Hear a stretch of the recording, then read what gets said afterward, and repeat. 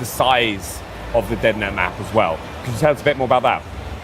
Absolutely. It is 5.5 by 5.5 kilometers of real Cascadian wilderness with mountains and jungles and beaches and plains and farms.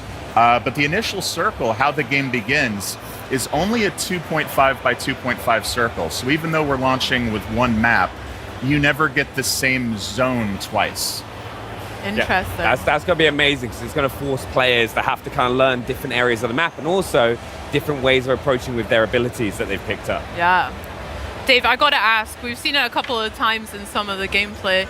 We've got a lot of baby dolls going on. Some of them are running around. Can you tell us a wee bit more about that? Because that looks right up your street. So we have kind of beyond chasing abilities and injuries, we have this notion of weirdos. These are very strange choices you can make for that single match, including taking those hands off or becoming the large dual SM or LMG wielding pig, or in the case you just mentioned, our little sweet precious darling baby doll. She is a 2.5 foot tall chaos gremlin that can she spawns with a little tiny RC car, which drives very fast and is very cute to manipulate. She can hitch a ride on her squad mates. She can jump on your back. And most importantly, she can jump on an enemy's back and quietly hang out. And she will occasionally laugh, which can tip them off. And if the jig is up, if she has to fight, she can start drilling in the neck and stealing med kits and making you drop your stuff, which is incredibly frustrating to deal with. Yeah. God, I'll probably end up playing DeadNet so much I'll turn into a baby doll. I live and breathe it as much as I can. Right, Dave, we've got to talk about PUBG first coming to PC, but I hear that you and the team have really engineered DeadNet to be a bit more for a game that's console first. Can you talk a little bit about that and what that means to you guys? Well, I'm an old school console guy. My first game was Singularity by Raven Software. Shout out, made console first, aimed at the Xbox. And I myself, in my free time, my wife and I, who's probably watching, hi Kelly, we love to get on the couch and play console. So that means when we're considering how to make this game, the gunplay, the traversal, the movement has to feel so beautiful on the sticks. The UI, the UX has to be really friendly if you're 8 feet away on the couch. The rumble on your reload, or when you drop your weapon, or when a drill is going into your neck, needs to feel persuasive and fun and interesting. So we just think it makes a lot of sense to get it perfect on console, and then PC naturally would follow. Sounds good. Sounds awesome. I'm excited. Now, a lot of people who've played PUBG in the past, like narrative is not something that will instantly jump to their heads. With DeadNet, that's completely different. How is the narrative going to impact the player from game to game? So it's interesting. I talked about at the beginning of the show, you're choosing from a roster of 9 to start. Each one of these characters has connections to the map itself, where they will comment on areas of the map if they go someplace that's familiar to them. They have meta stories, goals, quests beyond just win the chicken dinner. It could be revenge, it could be finding someone that matters to them. And they have allies and rivals on the battlefield, which is expressed. If you ping someone that's an enemy, you're going to comment on it. If you revive an ally, you're going to have this little special VO. And what's been so gratifying about our previous beta tests, shout out Discord crew, is we are having fan art where without prompting, they're creating these connections, these love triangles, and they're discovering the story as they go. So we obviously want to, PUBG is the ultimate storytelling engine, and we think DeadNet expands that by letting a story go multiple matches where win or lose, you're still on a journey of finding your perfect build, and hopefully you're falling in love with your character and their goals and their quests, and you leave the game with a big smile on your face. Love that. I can't wait to find out all the tea in Cascadia then as well. Love it. Dave, we can't let you leave without talking about your tagline, "Death is only the beginning." What does that mean? Well, it means in every game I've ever played, I always want a hot drop, and I always get my shit rocked, and I'm always so sad. And it's, you get 2, like, come on, boys, one more game. And then that second loss in a row, you're like, well, actually, I got work tomorrow. In DeadNet, death is the beginning. you can get rocked. You can be an early out, but then in that out game where we give you the pick 3, oh my God, my build came in. Finally, Akimbo showed up. Guys, let's get one more game. So it's okay if you lose, because in these games, one guy wins, 99 loses. In our game, your real goal is making your perfect version of a killer, whether that's a guy with a car door riot shield playing a boombox to get his team hyped up, or a guy with blade hands that crawls around like a lunatic on his stomach like a little snake. We want to celebrate player expression and choice and creativity in the world of DeadNet. I just know that one more game is going to cause me some serious problems. So I'm going to be like, oh, we got to just get this build now. We got to do it. You mentioned betas, right? Just a second ago. Yeah. Can you let people know how they can get involved themselves?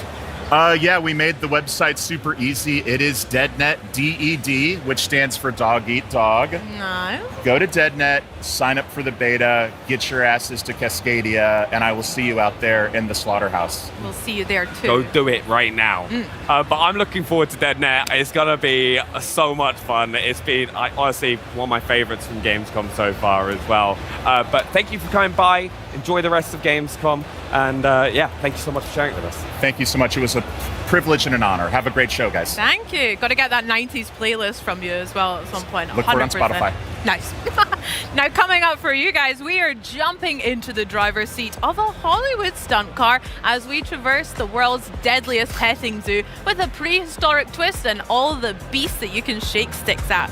But first, shifting gears to a jet engine with a saddle, it's time to go under the hood with Star Wars Galactic Racers.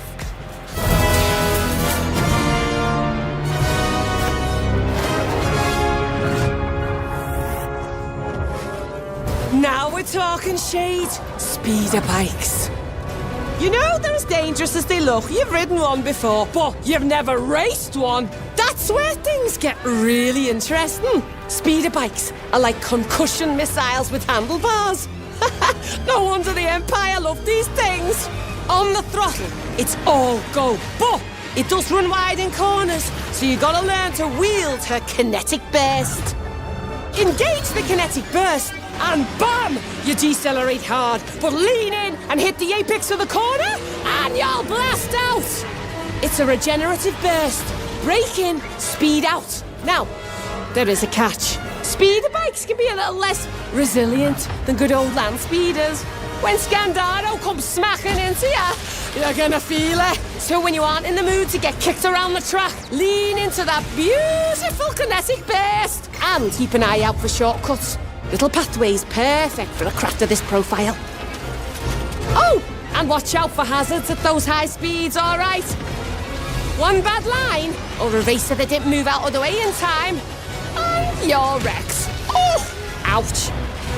Get me the parts, and I'll assemble the perfect speeder bike to suit your style. The sky's the limit, Shade. Whopping great engine. Sure, why not? How about some racing stripes too, for good measure? Quick acceleration, outrageous tricks, and a real menace in the right hands. What are you waiting for? Go, Shade! You ready to face your childhood demons? We're on the other side of the looking glass. A place called Nod Nod. My apologies for being behind here, but how exactly did we end up on an island? All I remember was letting them borrow my mobile phone at the clinic, and now here we are. This town has a reputation for occult rituals and devilry, you know. This isn't right. You aren't meant to know about all this stuff. I guess we have some breaking and entering today. And you're awake. I'm willing to give it a good go, yeah. What's going on? Why am I holding a cassette tape? Please, don't be. Ring, ring. Tell me, alchemist, I trust your travels in Nod Nod have been very illuminating. What on earth have you dragged me into?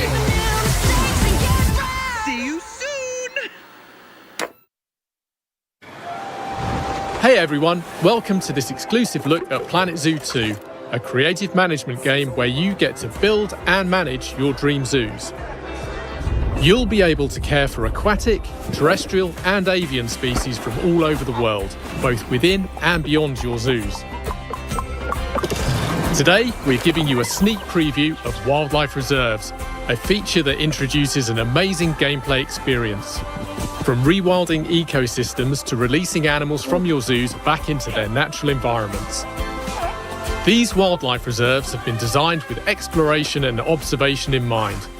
You'll be able to traverse these expansive landscapes on foot as well as in the new research vehicle, offering you new ways to spend time and learn about the animals you've released into your wildlife reserves.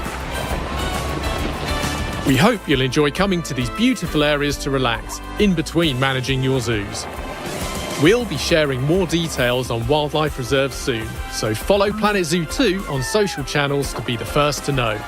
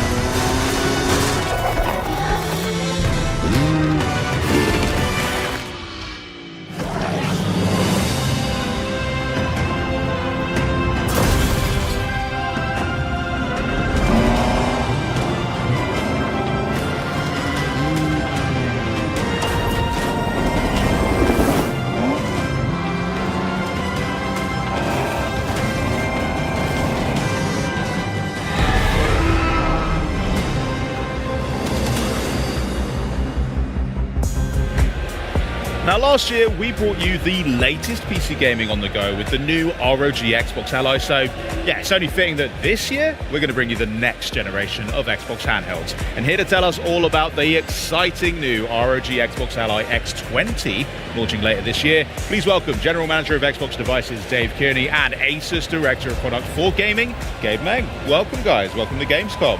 Thank you, it's exciting. Thank you so much. Yeah, it's good to see you again, Gabe. Obviously last year we had a lot of fun talking Xbox Ally, but we got something a bit different now to talk about this year, and it's sitting right between us, which is very cool. But before we get to the new device, it won't be too long since it'll have been a whole year since the Xbox Ally range of devices were released.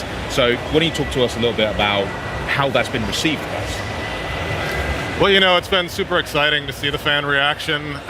You know, we designed the original Xbox Ally to be, you know, the way that you get that Xbox experience on the go, and you can play your games wherever you want to.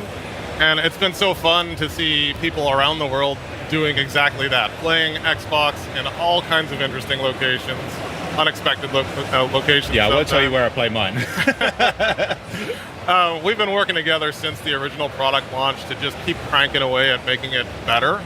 At this point now we have over 2,000 games that have been optimized for handheld gaming. Nice. We've been expanding the number of titles that can take advantage of default game profiles, which automatically sets up the Xbox Ally products to be able to operate with the optimal frame rate and power settings. We've also been expanding advanced shader delivery, so that allows you to download your game shaders at the same time as the game itself. So you're able to just, when you launch that game for the first time, start the game faster, it plays smoothly, just like you would expect it to do. And then when you combine that with the work we've been doing with game studios, you've got the new games like Forza Horizon 6, Halo, Campaign Evolved, supporting all these features right out of the gate, so players get to just experience handheld gaming like it should be. No messing with settings, just jump right into the game as you would expect. And we're just getting started. There's more around the corner. I like to hear that. Yeah, I mean, convenience with handhelds is one of the #1 reasons why I love playing with them. So to hear that all that work is going into these devices and that it's really truly giving that gaming anywhere you like experience is awesome to see. But 2 days ago, you guys also announced that pre-orders are now live for the newest handheld in the ROG Xbox family. So Gabe, Tell us about this stunning piece of hardware right here. Absolutely. We tried to level up everything. ROG celebrates 20 years of gaming, community, and innovation this year. And our theme of translucent black and gold is on the ROG Xbox Ally X20 through its translucent shell with now updated rubber grips and contrasting gold accents from the system buttons to that custom new color hue on our brand new light rings to the internals and thermals. Functionally, we've also updated play by introducing TMR joystick modules. This minimizes power consumption while significantly reducing joystick drift over time. We've also updated our transforming D-pad, a new innovation that allows you to select between 4-way or 8-way play. So you can shift depending on the game you're playing to the input for the best diagonals that you want. That's so cool. So it's a mechanically changing. That's right, and you can switch it on the play. Wow, cool. Okay, what else we got going? Absolutely. But probably most noteworthy and a long time coming is our premium OLED experience. Yes. Yes, I'm so happy to say that the Ally X20 has an ROG Nebula HDR display, the very best of our standard of gaming displays. What this means in practice is a certified VISA Display HDR True Black 1400 that starts with less than 1 nit of black to all the way of radiant highlights at 1400 nits. What you're seeing is a cinematic of our ROG Saga universe game, cinematic animation play, not actual gameplay, against our current Ally X20 and our Ally X. And it's definitely like a significant, even though it wasn't gameplay, it's still something you're really going to notice in terms of the depth of color, the richness of it as well. So, I mean, huge upgrade right there. Absolutely. You're going to see some of the deepest blacks against those radiant highlights. That's what true HDR is. Nice. And as a gaming certified panel, that means you're going to get variable refresh rate. So we're so happy to say that this panel has AMD FreeSync Premium Pro. That means starting at 30 instead of 48 Hertz and going all the way to 120 Hertz, you get adaptive sync and it's with HDR. And best of all, it comes as a 7.4-inch panel that we fit into our portable ergonomic space by slimming the bezels on top. Players can also expect a suite of ROG software features intended for this whole experience at launch. That's pretty, you know what, good job. I mean, the X was great. That's a really impressive amount of things you've managed to pack into it. I mean, larger screen, brighter colors, deeper blacks, and also I'm a sucker for translucent hardware, so you got me on board with that straight away. Obviously, like you were saying, the Ally family has been undergoing numerous software updates, firmware updates that have improved the experience for players who already own an Xbox Ally or an Xbox Ally X. Can we expect that same level of updates to land with the X20 as well? For sure. I mean, one of the things that I love about the gaming community is just the passion. And there is no shortage of feedback that we get from all the fans out there. It really gives us inspiration, and we've made it our mission across Xbox and ROG to continue to level up the experience. Some of the examples of additional things that we've been doing is we've improved the library experience, so now players can actually pin their own games and pin their own apps, so they can just easily jump into the experiences that they love. We've also been rolling out a new feature called, and I'm referring to Super Wideband Stereo Voice support for Bluetooth LE audio. It's a lot of words, sorry I had to refer to my card here, but essentially what it means is that if you have a Bluetooth audio headset with a microphone and a game wants to go ahead and jump into using the microphone so you can play competitively or online, it just goes ahead and doesn't convert it to mono. It stays stereo, it stays surround sound like you'd want it to with Bluetooth, which is magical, and it's exactly gaming as it should be. That's really cool. Yeah, super awesome. We've improved the docking experience as well, so that if you're going to plug into a TV or a monitor or even one of the augmented reality ROG X-Real headsets, it just works smoothly. We've also been rolling out automatic super resolution for insider preview, and that is going to help make the game sharper and smoother, especially on larger TVs. So overall, the X20 is going to benefit from all these features, just like the original Xbox Allies did on day one. So yeah, day one, you get everything that they've worked already incredibly hard on. And it just means that you're getting a fully feature-equipped device that's also going to continue getting better as more of these updates roll out too. Totally. So all of that is just fantastic news. Guys, thank you so much for sharing all of that about the Xbox Ally X20. I'm going to have to go check out that pre-order link, I think, because, I mean, look at it. It just looks great.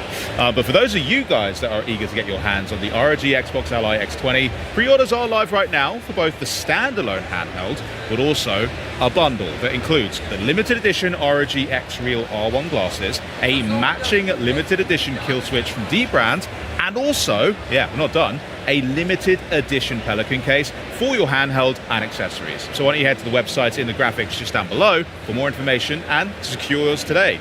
But next up, I got a chance to catch up with the best gaming community in the world as they celebrate 25 years of Xbox. Because the Xbox FanFest World Tour was in full swing here in Cologne. And yeah, we were there to get in on all the action. So check this out.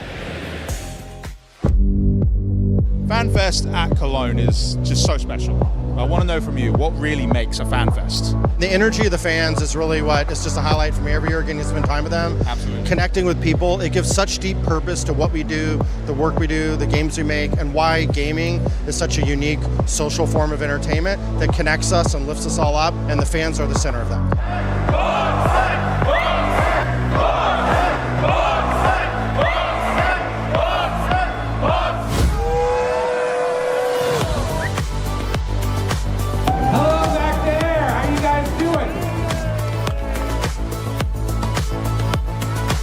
I'm so excited to be back to celebrate with you, the fans, because as you know, the community is near and dear to me. But right now, we're here to celebrate the great games. We're here to celebrate 25 years of Xbox. What is your favorite memory from across the years of Xbox? I gifted my little sisters an Xbox for their birthday. They're 10 years younger, and it was very exciting seeing them exploring all the games and getting comfortable with the console. So you're inspiring the next generation of Xbox fans.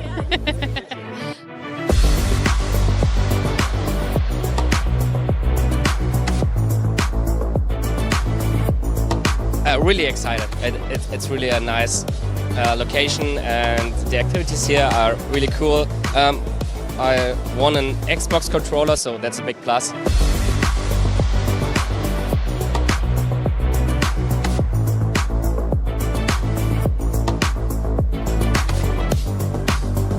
I have to ask, you've been to so many throughout the years, what is your most favorite thing about FanFest? What makes it FanFest? I mean, I have to say it's in the name, FanFest, right? It's the fans. They are what power this, they are what power Xbox. So coming here and feeling that energy, it's intoxicating. Favorite thing about coming to FanFest? Actually meeting new people every day, but also meeting friends from last year. And also playing all the good games, also in Game Pass. So, yeah.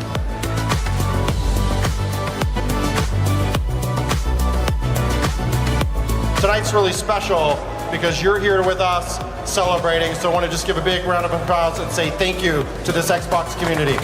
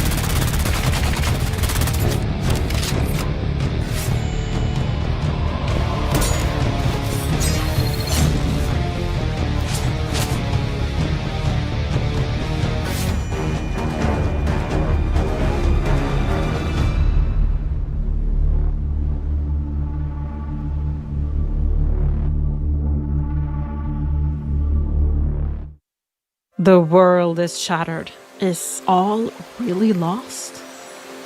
I'm Angelica, creative director on Kingdom 3 Rising Realms, and I'm about to share a glimpse of what we're building in the next installment of the Kingdom game series. Kingdom is an atmospheric, side-scrolling, micro-strategy and tower defense game where you play as the monarch, wielder of the crown of creation, giving you the ability to rule. Guided only by the light of your torch, you find yourself in a dark forest. Alone, you take your first step to building your kingdom and your legacy. Ancient monuments tower against the sky as if our ancestors are still casting their stony gaze over the landscape. This looks like a pretty good spot for an outpost. A key part in managing your kingdom is to build and recruit. So let's get some citizens and assign them jobs. Hammers will create workers to help us construct new buildings, like a palisade. And bows will get us archers, ready to hunt and defend the kingdom. It may seem kind of small at first, but we'll find more people to join our cause as we explore the lands. In Kingdom 3, we want to create a vibrant world that speaks of ancient legends and introduce you to some new faces, hopefully friendly ones. Like this elite character here. She's the Bowmaster, a skilled archer who will not only bring her own firepower, but also strengthen the other archers in the kingdom. Elites are new units. They're one of a kind and they'll all bring powerful and unique abilities, and strategic choices for upgrades. Sometimes for offense, sometimes for defense, or even for a boost on the economy side of things. And that's good, because you'll need all the support you can get. As the last rays of light sink into the sea, you'll hear howls coming from the forest. The greed, they are coming for you. Finding shelter behind the walls is a clever move. Thanks to some well-placed defenses, it looks like we'll survive the night. But something tells me the greed will be back. When dawn finally arrives, we can breathe again. This is a great time to head out and discover more of our surroundings. Maybe we can find out where the greed came from. In this world, you'll encounter plenty of mysteries, powerful artifacts, and mythological beings. This demo only shows a fraction of what we planned. Interesting. I can't seem to interact with this one just yet. Don't let the beauty of this world fool you. Everything you see is at risk. We've already encountered the nightly creatures, but it's not just them. No, it's the whole land.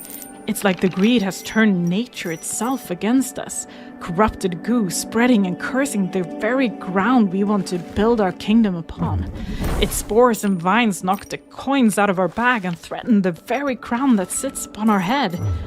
This is a new threat, and there's a new force within the greed, making them more powerful than ever. This has been a first peek into the world of Kingdom 3 Rising Realms. As you've seen, you can of course rule alone, but you don't have to. The game will have co-op, so you can always share the weight of the crown with a friend. I can't wait to show you more of the world in the future. Until then, you can wishlist Kingdom 3 Rising Realms right now. All right, folks, it's time for the big show. Welcome to Reno Said Airport, home of the Reno Air Races since 1966. And now welcome to the new home of the National Championship Air Races, Roswell, New Mexico.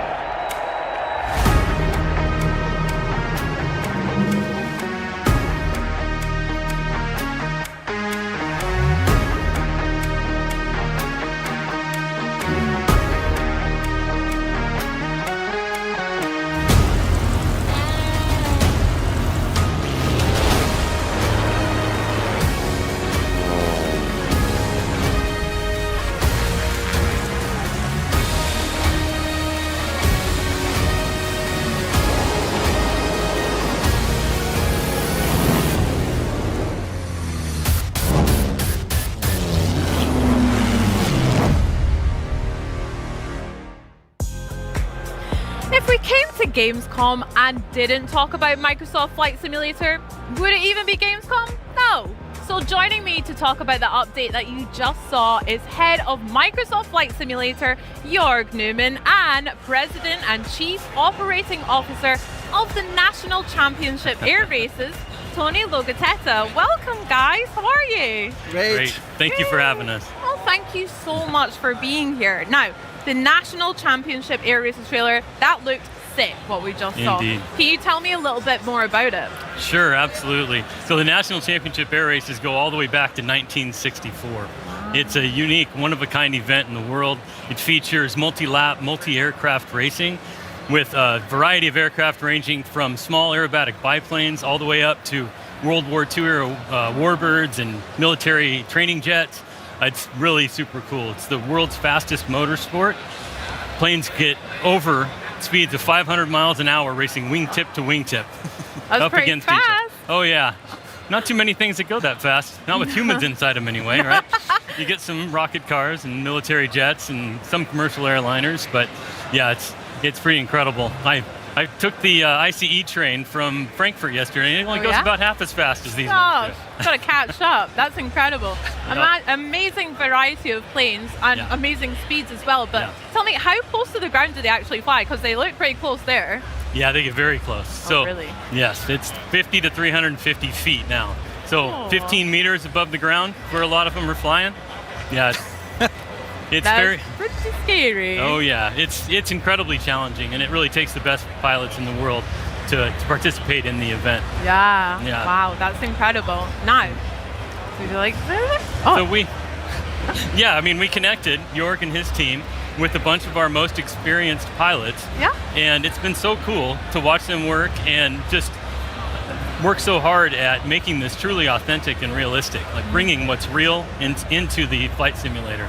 So now we've got the old Reno racetrack, plus we have the new Roswell track. So really excited for flight sim fans to see it. I love the design of the Roswell track. That looked really cool. It's awesome. And you've spoken about some of the pilots working with the team at Flight Simulator. Jörg, how have you made the team, you and the team made such an experience feel really authentic and realistic in flight sim for the likes of me, who maybe isn't the best pilot just yet anyway? Yeah, I mean, we couldn't obviously do it without the help of Tony and his team. So we worked with them for like 6 years now. Cool. And in Flight Sim 2020, we actually had the Reno Air Race. It's a classic race. And it was fun, it was exciting, it has a lot of fans, but for Flight Sim 2024, we want to take this a lot further, make it more realistic. And a lot of the realism comes out of the planes. So in Flight Sim 2020, you could just go full throttle forward and you could fly the race. It's no longer so. Now you actually have to manage the plane. You have to watch your manifold air pressure. You have to watch the engine temperature. And it's a more challenging thing, but it's much deeper. And it's a lot more fun. And on top of that, we added another race class, the short takeoff and landing race class. You saw it in the trailer. They're like super close to the ground. It's like a 1-to-1 versus race. Also super fun. Wow, it sounds really good and really fun. Yep. I'd love to have a go, and we actually have experiences here at Gamescom, right, on the Xbox booth? Yes. So it's right over there. Like, it's the first time anybody outside the team can play the National Championship Air Races. We have a leaderboard. The leaderboard is a daily leaderboard. Yesterday I was on it for like a brief moment. Oh, well done you. Yeah, well, but no, so whoever gets the top prize gets a really cool remote control P-51. We brought 7 of those planes.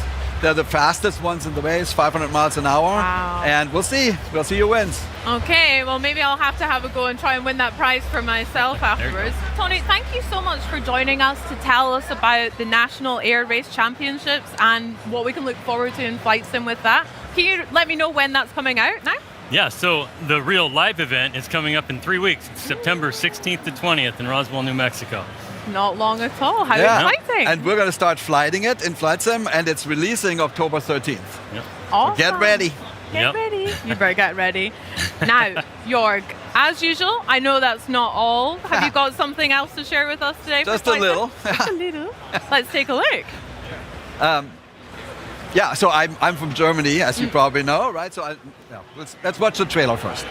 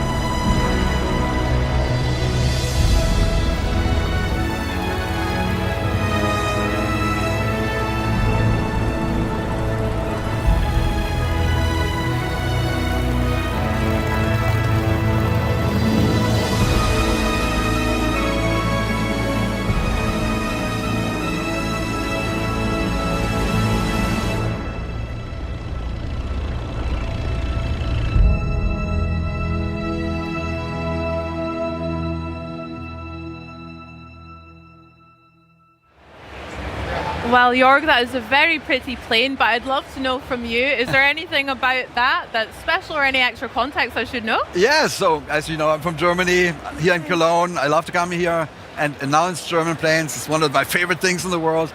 This one, it's called the Heinkel HE-70 Blitz. It was the fastest plane in its time. So in 1930, Lufthansa, which is a big German airline, they wanted a plane to connect Hamburg, Berlin, Frankfurt and Cologne. Wow. And so this was the fastest plane of the time. It broke 8 of the world's speed records and has a special design. I don't know if you saw it, it was very innovative.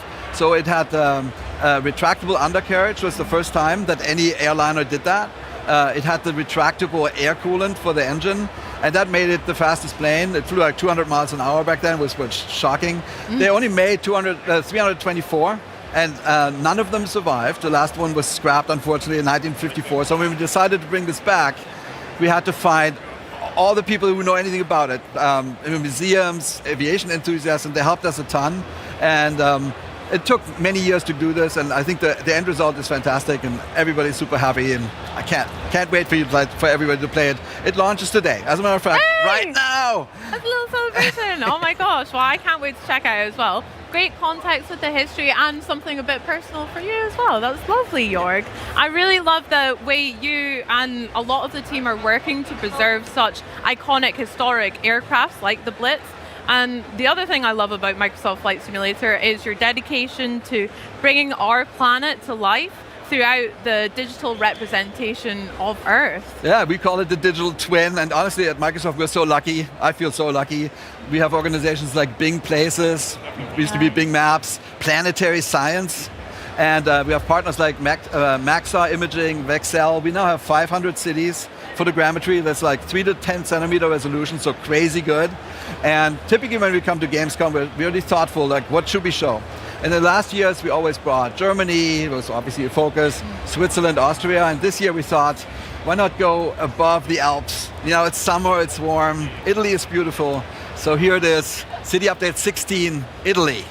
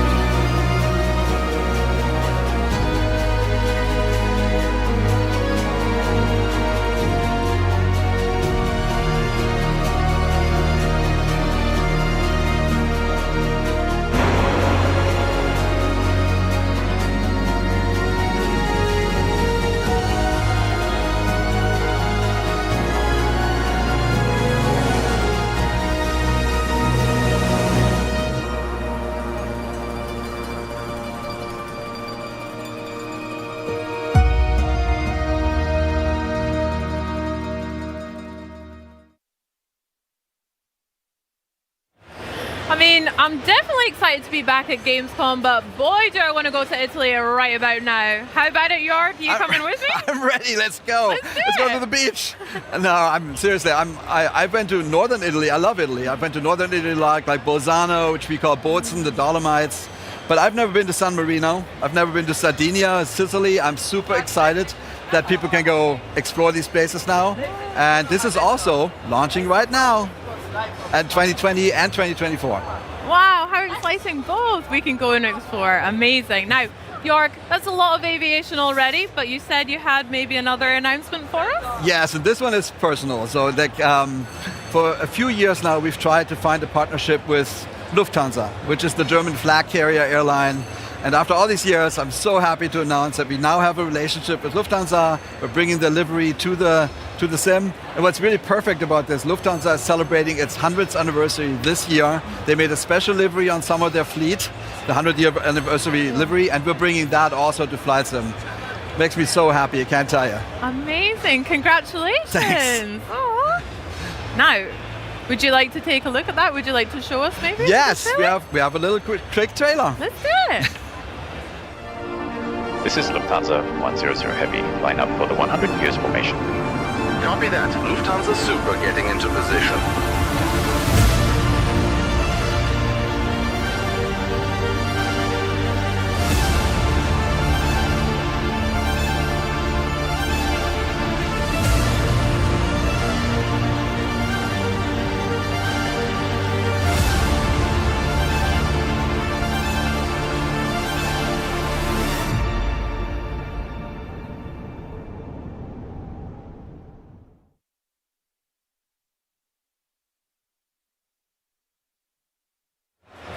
Jorg, that looks absolutely gorgeous. I love the livery. I can't wait to fly them as well. And congratulations again for that partnership. I love that. That's personal for you and to the team. It's a match made in heaven.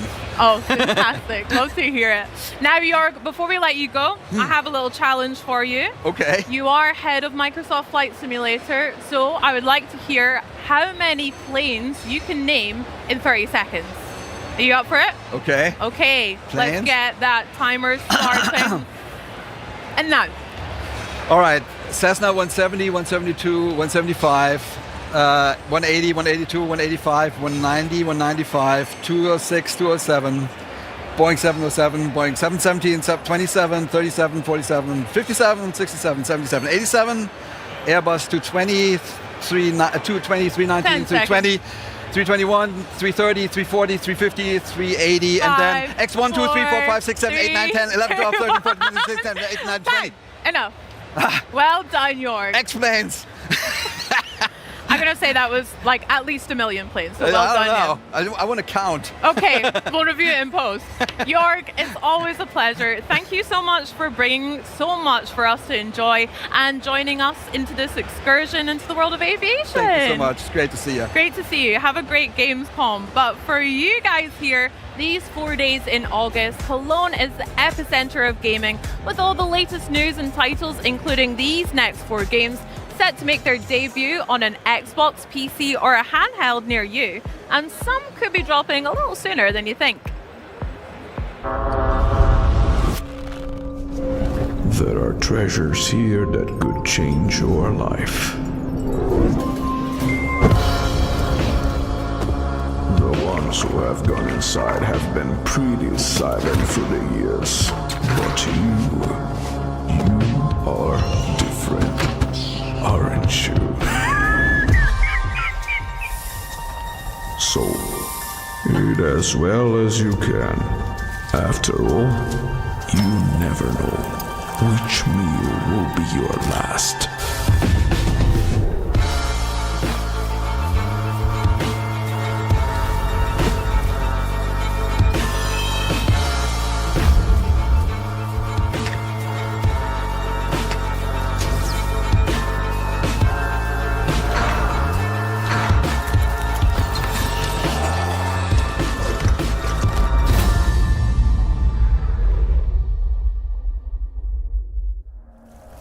This is a Paris that I no longer recognize.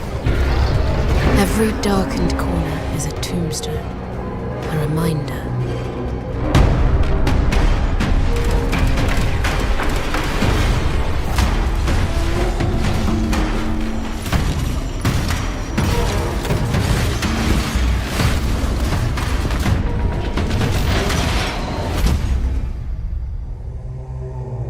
Tell me, do you think I'm chasing a fool's path?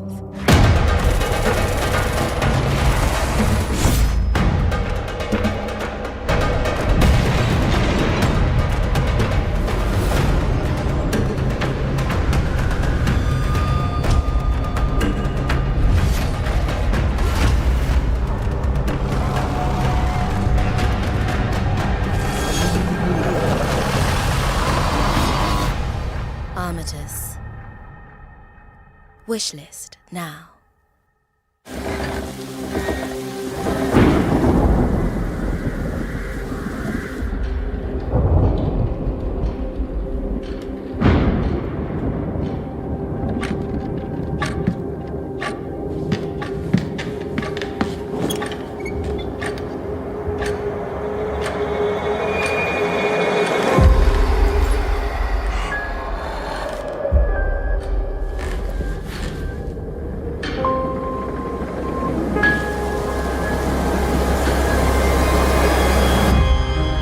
once again welcome you to Blake Manor.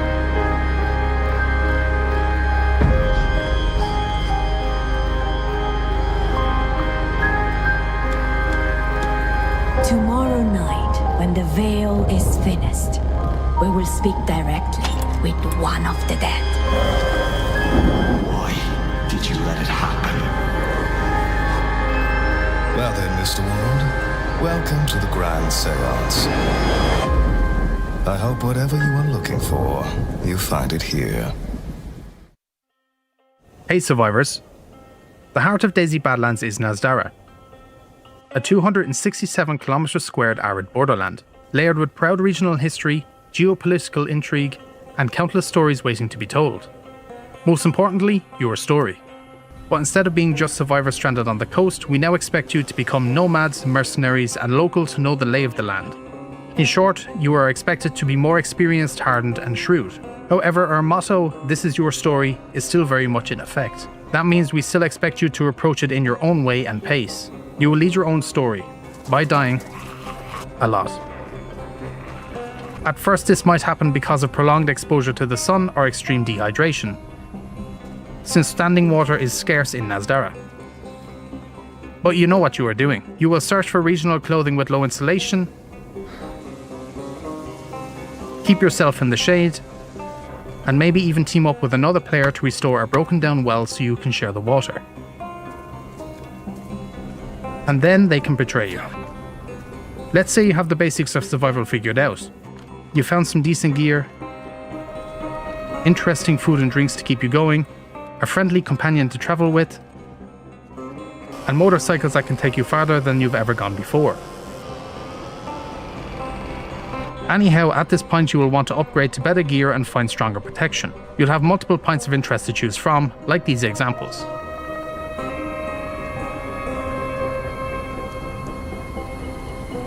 But of course, these areas will also attract other players, meaning there's always a risk of getting killed on sight. But there's a less risky and more interesting option. For this, we suggest picking up a personal radio.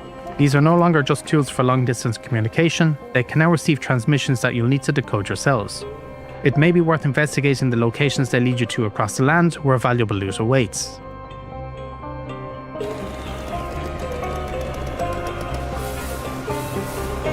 We won't leave you high and dry, as you'll find resources to help you decode the messages.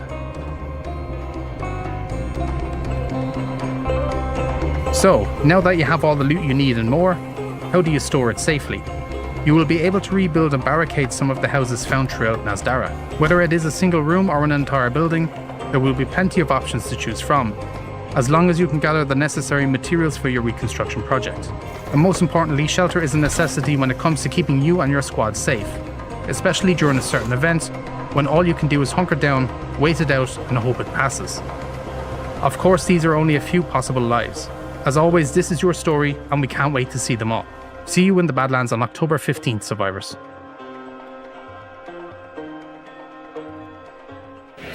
November 15th, 2001. A new console, a green logo. It was called the Xbox. And it's now been 25 years, so hey, let's celebrate. And there's no better way than with new accessories and a lot of green. And I'm here with Scott Weber, Senior Hardware PM Lead Design for Xbox. And Scott, tell us a little bit about all this amazing collection. Yeah, we've got a lot of really cool stuff here. So we worked with all of our hardware partners that designed for Xbox to put a collection of products together inspired by 25 years of Xbox. Translucent green, we've gone from audio, keyboard, and mouse, all the way down to a blind box mobile controller there from Backbone with 3 colorways inspired by the original consoles. And the you'll see the little halo in there, maybe a blue for the Japan exclusive. Very cool. That's right, they're so sick. And like you said, you've got a good spread for all kinds of gaming experiences. I mean, players love using a black Razer mouse. That's a pretty classic. Sure. But I see we've gone for a splash of green here. So green is the new black. Tell us a bit about the Basilisk. Absolutely. I mean, the highest quality stuff you can get, amazing polling rate, everything you'd expect from Razer. 75% size keyboard is also really cool, very popular right now. People are liking a little bit more tight and compact for their gaming setup, so super excited about these. These are super sick.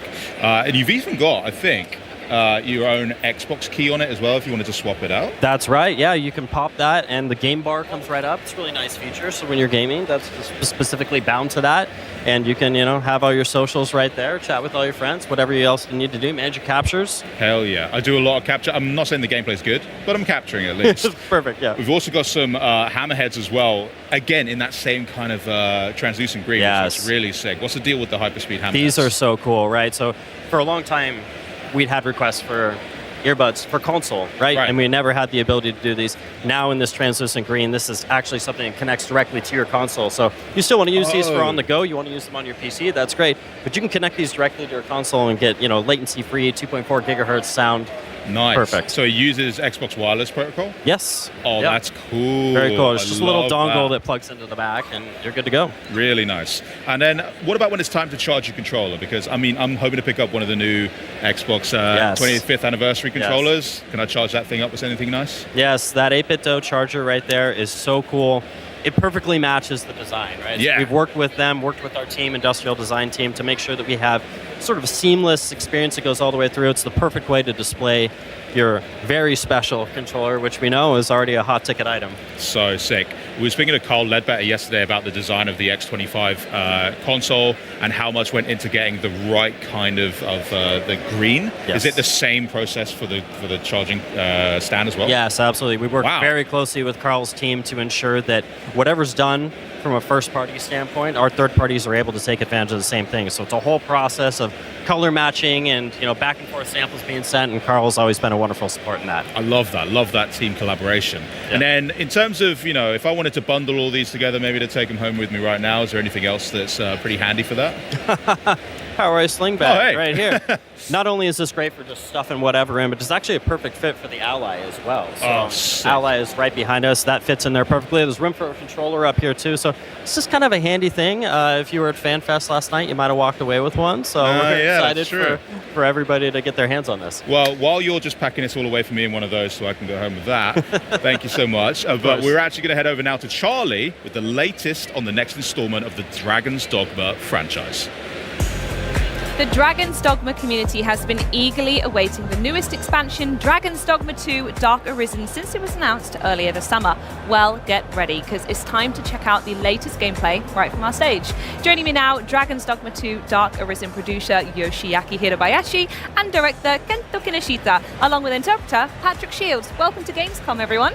Yeah, thank you so much. Thank you so much for joining us. So, what I want to ask first, we're going to dive straight into the demo, and we're going to be focusing on this fallen dragon encounter we see here. So, why was this quest considered the one you wanted to show off, and why is it the best way to showcase what players can experience in this new region? 今回遊んでもらう利害の竜のクエストはなぜデモ版に入れたくて入れたんですか？どのような体験をユーザーに提供したかったんでしょうか？はい、今回ドラゴンズドグマ2ダークアリズンのノルガンの冒険においてプレイヤーが初めて出会う脅威のエネミーなので、それを体験していただきたくてこのシーンに切り出しています。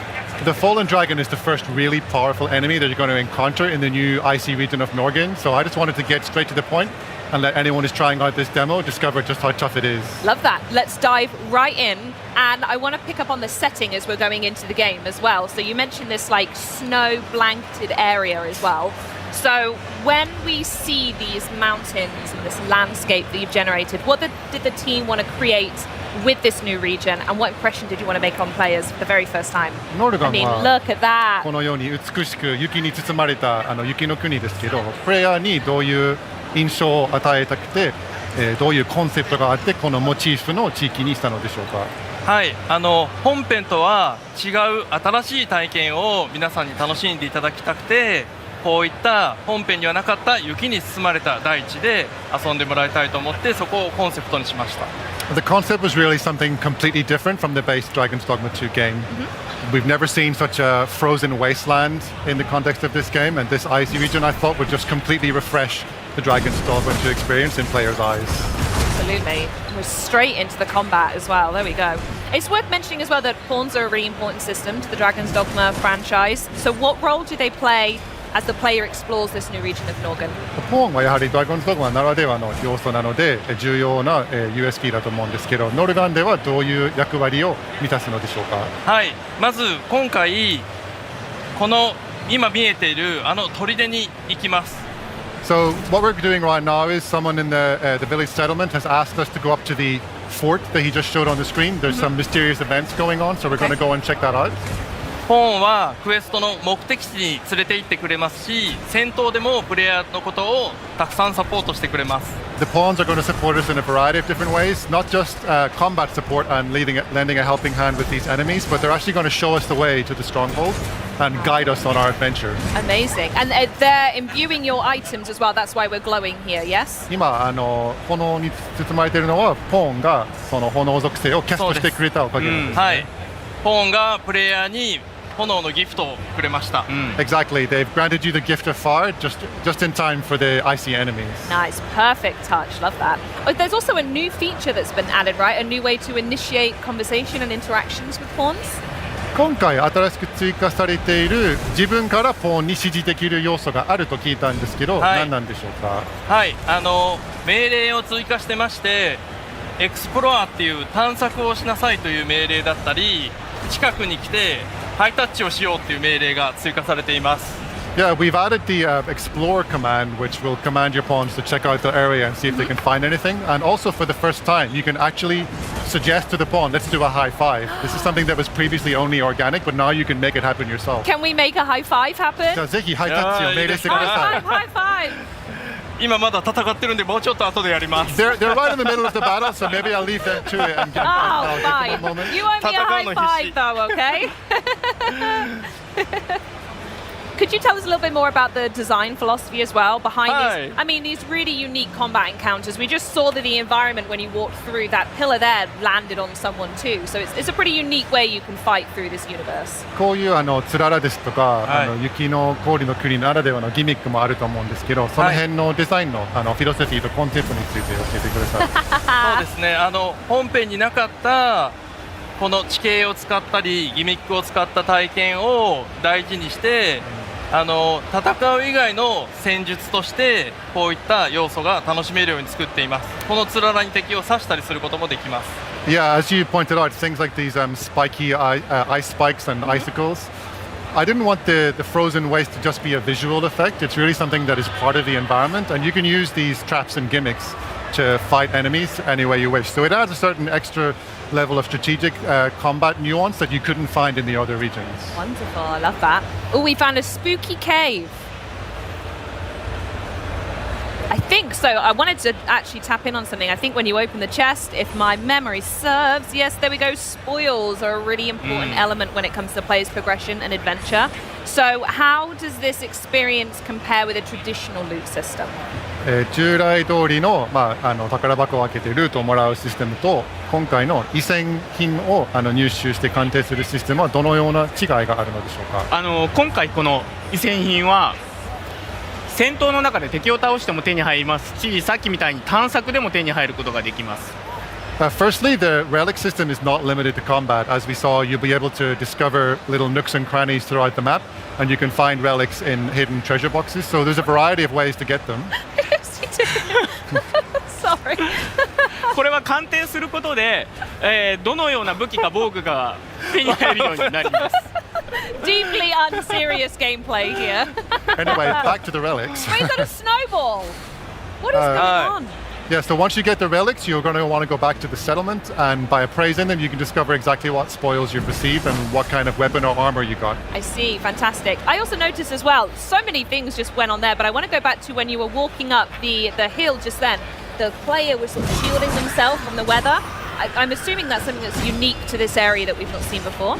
今いろんなことが同時に起こってたと思うんですけど、確かに毛布武器に向けてプレイヤーキャラクターが手を上げて耐えてる演出があったんですけど、その辺のちょっとゲームプレイの要素について、仕様について教えてもらえますか？はい、このフィールドならではの風向きがあるんですね。で、風向きの向いてる方に向かい風の場合は手をもう寒いんで手を当ててちょっと動きが遅くなったりする演出が入っています。逆に追い風になるとプレイヤーは早く動いたり遠くまでジャンプができます。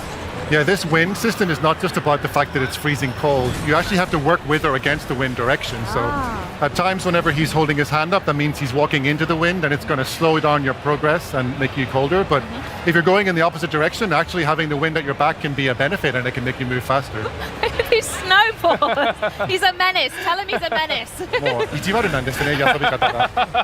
いや、紹介ですよ。All I want to do is show you the features. Oh, thank you. There's crazy features.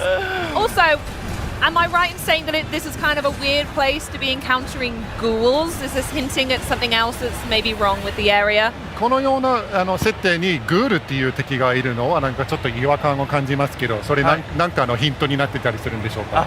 そうですね。本来このノルガンという土地にはグールのような魔物はいなかったんです。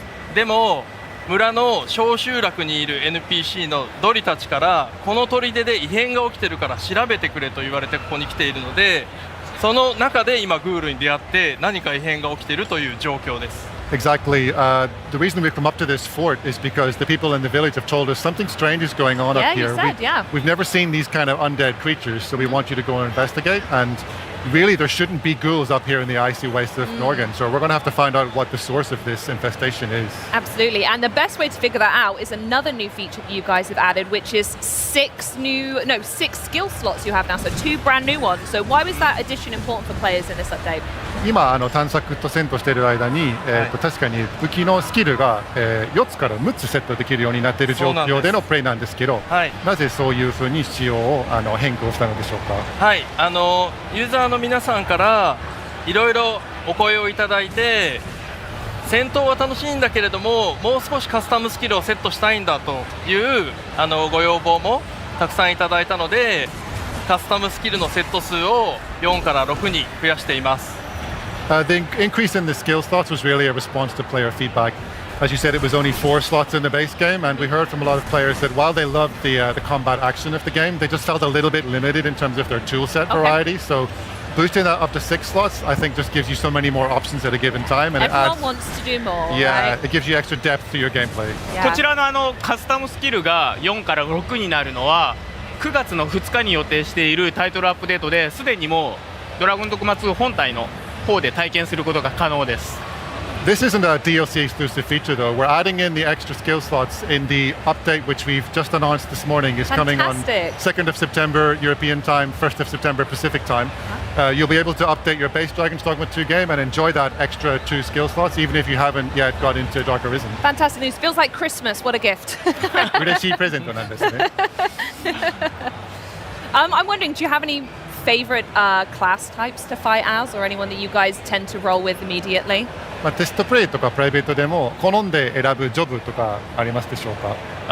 僕はファイターのスラッシュ&ボードの遊び方が好きなので、よくこのファイターを選んで遊んでいます。I believe simple is best, so I stick to the fighter. You know, they call it sword and board gameplay, and that suits me perfectly, so I stick with the fighter usually. Amazing. What's that? I'm gonna guess that's the fallen dragon we saw at the beginning. これは一体何でしょうか？利害の竜という存在だったりするのでしょうか？はい、このシーンの目玉となるボスバトルが始まります。Yeah, this is the key centerpiece of this quest. It's the battle with the fallen dragon. It's got a really how do I say this as a compliment? That's a really horrible looking dragon. And I'm gonna guess the ghouls are connected to him in some way because he's spitting them up. この不気味な要素からすると、おそらくグールの存在に関連している存在なんですね。そうなんです。今まさしく喋ってる間に吐き出しましたし、グールを吐き出してグールも迫ってきますし、このドラゴンとも戦わなきゃいけない非常に危機の楽しめるシチュエーションです。Exactly. While you were asking, he literally puked up those ghouls. Yeah. So they're question asked, question answered. There you go. So they're going to add a little bit of extra spice to this boss battle. You're not just taking on this huge dragon, but you have this crowd of ghouls to try and manage as well. Yeah. Absolutely. And clearly, you can see from the screen right here, if anyone hasn't played any Dragon's Dogma gameplay, that health bar is pretty monstrous. So we know that this dragon is an immense threat to this region. So why was he the best one to show off for this experience? Is it because he was big, mean, ugly, and difficult, or was there another reason? HP ゲージとドット数からすると相当手強い敵だと思うんですけど、あえてこの高難易度の敵をデモのクエストとして選びたかったのでしょうか。チャレンジングな内容ということをアピールしているものでしょうか。そうですね、チャレンジングな内容もアピールできたらいいと思ってたんですけれども、いいと思ってるんですけれども、それ以上にこのノルガンのストーリーに対して重要なドラゴンだから紹介したくてシーンに入れています。That's certainly one aspect, showing you that there's really meaty challenge awaiting you in Dark Arisen, but also the Fallen Dragon is really a key puzzle piece to the game's storyline. So I wanted to choose a quest where people can get an experience of what awaits them in the story as well. He's crawling all over his head now. I mean, it's amazing gameplay. I absolutely love it, and it's so good to see a battle with a dragon because it's such a defining feature of the series. So, can you tell us some more maybe memorable moments we can expect from this combat encounter? 今回のボス戦は今頭に登ったりしてると思うんですけど、他に何か期待できるサプライズな要素ですとか、チャレンジングの部分を紹介してもらっていいでしょうか。はい、これからもう少し頑張って心臓がないんです。I'm going to keep trying to take him down, and you'll probably see some changes as the fight progresses. But it's quite easy to notice right now that this dragon actually has no heart in its chest. There's a hollow hole. Wow, that's the blue that we're seeing. It also doesn't have a head anymore. はい、またこのように頭を壊してもまだ動くのです。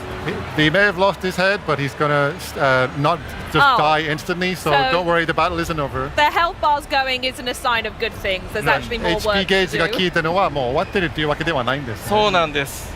Yeah, still not over. Oh no. And the health bar is completely back. もう完全に回復したじゃないですか。HP ゲージ。はい。And so are all the ads. そうです。まだグール入ってきますし、まだ動くので、プレイヤーはどうやったら倒せるのかを探して戦うことが。Yeah, you quickly realize that even a beheading won't do it, and also the ghoul puking is back. So at this point, the player is thinking, how am I going to beat this thing? Absolutely, 100%. He's lost an arm now as well. I'm going to guess now's a really bad time to ask the pawns to high five, right? この間でハイタッチするのはさすがにタイミング悪いんですよ、ね。危険です。It's too dangerous. はい、そして今壊した部位を再生しました。不死の竜なんです。Well, it's kind of an undead dragon essentially. Yeah, so some of the parts that we've cut off are starting to regenerate as well. So it's pretty tough. So does that mean you need to change up your strategy in fighting this, or is this maybe a lost battle to begin with? もう戦略を変えるべきなのか、もはや諦めることなのでしょうか。そうですね。物語を通してこのドラゴンを倒す方法を探さなくてはなりません。Through the course of the storyline, you're going to have to realize, taking on board that you couldn't beat it this first time, you need to find a way to slay this dragon, and that's going to be the centerpiece of the story. Wow, okay. I mean, you've really put a nail in the coffin there. There's no way you're going to come back from that. ですが、ここでもう一人キャラクターが登場します。Well, just whenever we thought things were lost, we're going to find some support from a surprising source. Ah, this mysterious woman. Am I allowed to know who this is? この謎に包まれた女性の存在について何か教えてもらえることはありますか？どうぞ。ここからはこの女性がどういうふうにこの竜と自分と関わるのかはぜひゲームプレイを通して楽しんでいただきたいんです。Well, I would love to spill all the secrets right now, but I really want everyone to enjoy the game, so I'm going to leave it for you to find out when you get your hands on Dark Arisen. Fair enough. I can't ask for anything more. So let's recap everything that we spoke about today. So there's new environments, new exploration mechanics, spoil system, narrative mysteries, but what do you think will surprise long-time Dragon Dogma fans most when they first set foot in this region? 今回新しいエリアや戦闘、コンバットでできることをいろいろ紹介してもらったと思うんですけど、ドラゴンドグマの既存ファンが一番驚く新要素は何だと思いますか？一番驚く新要素はいくつもあるんですけれども、ちょっと今日ご紹介したい内容としては今まで本編にもなかったんですけれども、このレリックを集めるために小集落にいる狼を連れてレリックを探せることがチャームポイントになってます。I think players will be surprised and delighted by a lot of the new features, but if I had to pick one, I would say that we showed you getting relics through combat and also through finding them in little parts of the map, but there's another way you can get them, which is in the settlement there's actually a wolf who, if you befriend the wolf by feeding it, it'll bring you out into the world and discover relics for you. So it's a brand new companion and another way to find relics. I love that. That sounds fantastic. Well, I have one final question before we go. We couldn't get to see a high five in the game, but can I maybe have a high five here today? Is that okay? 最後になかなかゲームではできなかったハイタッチをもうリアルでここでできませんか？ Amazing! High five! Thank you so much. Thank you. Patrick, bring it in. Thank you so much. Well, have an amazing Gamescom. Thank you so much for joining us today. And coming up next, the team from Infinity Ward stops by to talk Call of Duty Modern Warfare 4 and what we can expect from the beta. And we also take a trip to the Call of Duty booth experience to find out what fans are getting their hands on throughout the show. But first, get out your whipsword. This is Son of Tanjai. எங்கிருந்தாலும் வருவேன் உயிரோடு மட்டும் இரு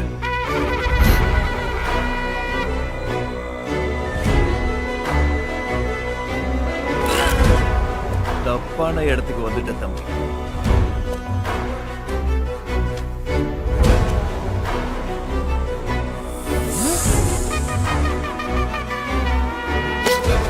எப்படி சாக வேண்டும் வலியில் துடித்தா வலி இல்லாமலா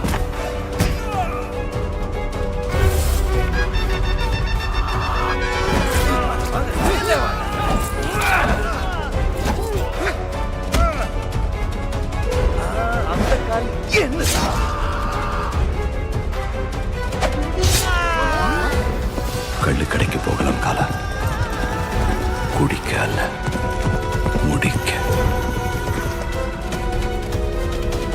கடவுள் சொல் போ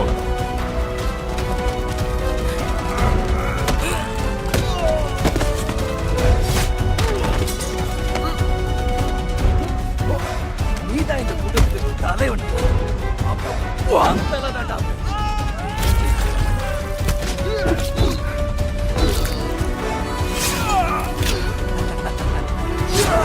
பார்த்தாலே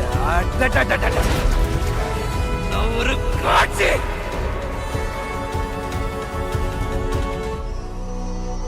என்னை காப்பாற்றுவதை விட்டால் உனக்கு வேறு வேலை இல்லையா? பின் அவனா வருவான். A tower filled with horrors, built by memory. Heroes are dead. Echoes remain. You are what you carry, and what you leave behind.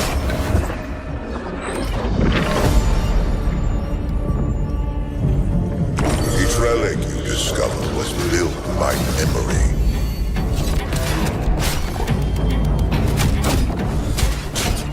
Some of them are eternal.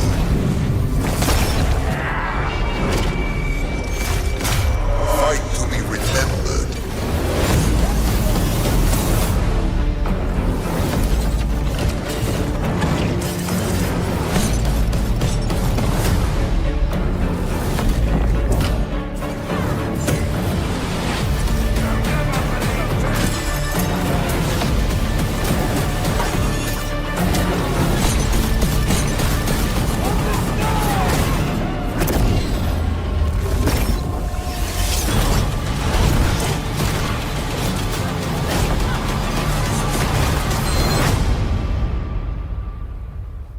Hi, I'm Min from Bonfire Studios. We're super excited to announce that Archeron is coming to consoles. We've been playtesting as a team for years. We've expanded it into PC, and now we're bringing our playtesting to Xbox. I'm here with Jeremy and Elliot, and we're going to talk to you about how much we love our game and why it's fun and different. So how would you describe Archeron to a friend? I would describe it as like an isometric, ability-based, competitive PvP game. Bang. Use that one. There's more, right? Yeah. But if you just kind of get to the core of it, that's how I would describe it. To someone who's never played the game before, how would we describe our combat? Yeah, I would say the first thing is if you look at a screenshot or you watch a couple of videos of Archeron, you would guess how it plays, but you'd probably be wrong. I think the combat in general, it might look like an ARPG or something else like that, but it plays more like a shooter, which is why it's really perfect for a controller. I think that the combat itself is dynamic. The game sense really matters. Your combination, rotation of abilities really matter. Your aiming is very important, and then team play is super critical. I think if players have a foundation in twin stick shooters, I think they're going to feel right at home playing Archeron on controller. You know, the combat is you aim your attacks in front of your character model. There's no aim assist on anything, PC or controller. So accuracy really matters. And because we are an item-based game, there are some items that'll give you like an area effect or skill shot ability. So that might remind you more of like a MOBA. And that's where the magic, I think, unlocks is like when you actually start figuring out the movement, knowing what the items are, and then aiming. And that first time you do that Rinchi cleaver leap, and then you land on a player, it's like magic. So we've got these really cool characters in the game called Eternals.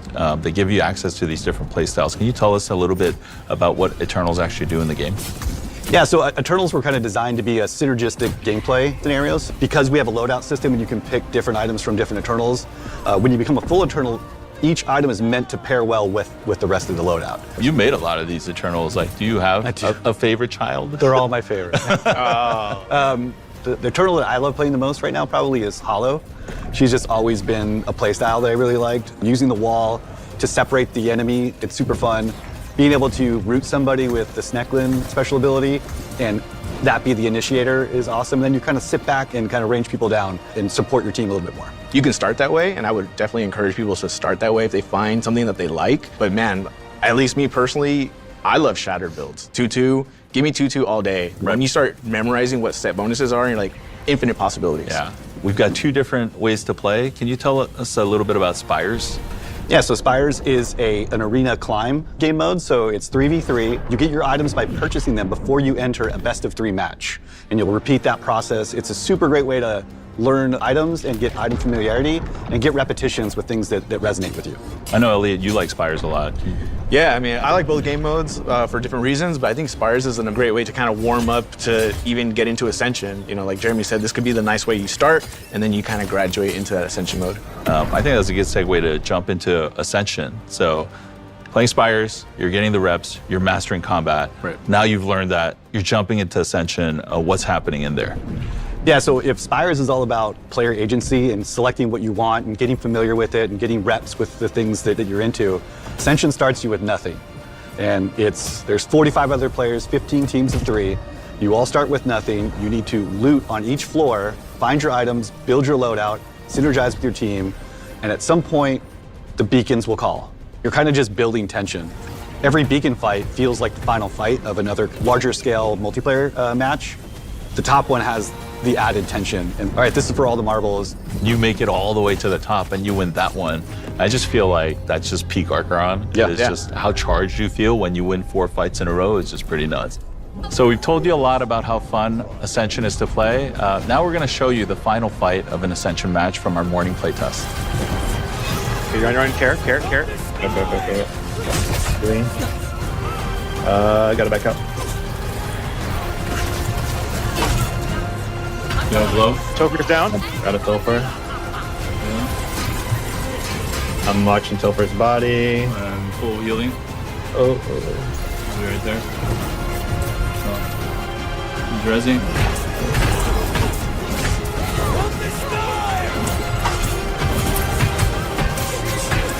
Backing up. Healing. Oh, I got no heals. Yes! Yes! Yeah, let's go! Thank you so much for allowing us to share Archeron with you today. The game's coming to Xbox very soon in our cross-platform closed beta. We hope you'll join us there, and if you're interested, go to our website for more information. See you in the tower.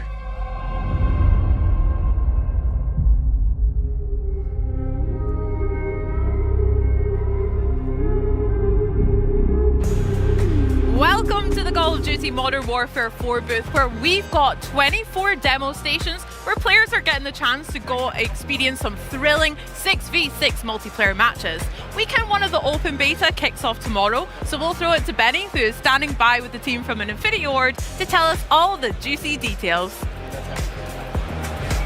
So, fresh off the early access beta weekend, Call of Duty Modern Warfare 4 is on the minds of many of us as one of the biggest games of the year. And here, with what fans can expect from the upcoming open beta, please welcome Infinity Ward's game technical designer, Jack Hoppus. Welcome. How's it going? Good to see you, Benny. How's your Gamescom been going so far? Dude, it's incredible. The booths are insane. It's sick to see players playing Modern Warfare here. It's been a great time so far. Yeah, and I want to start off with, because I know Infinity Ward really find community feedback important. You've been really working on doing that in communication, that you did a tweet earlier today as well. Can you tell us a bit more about that?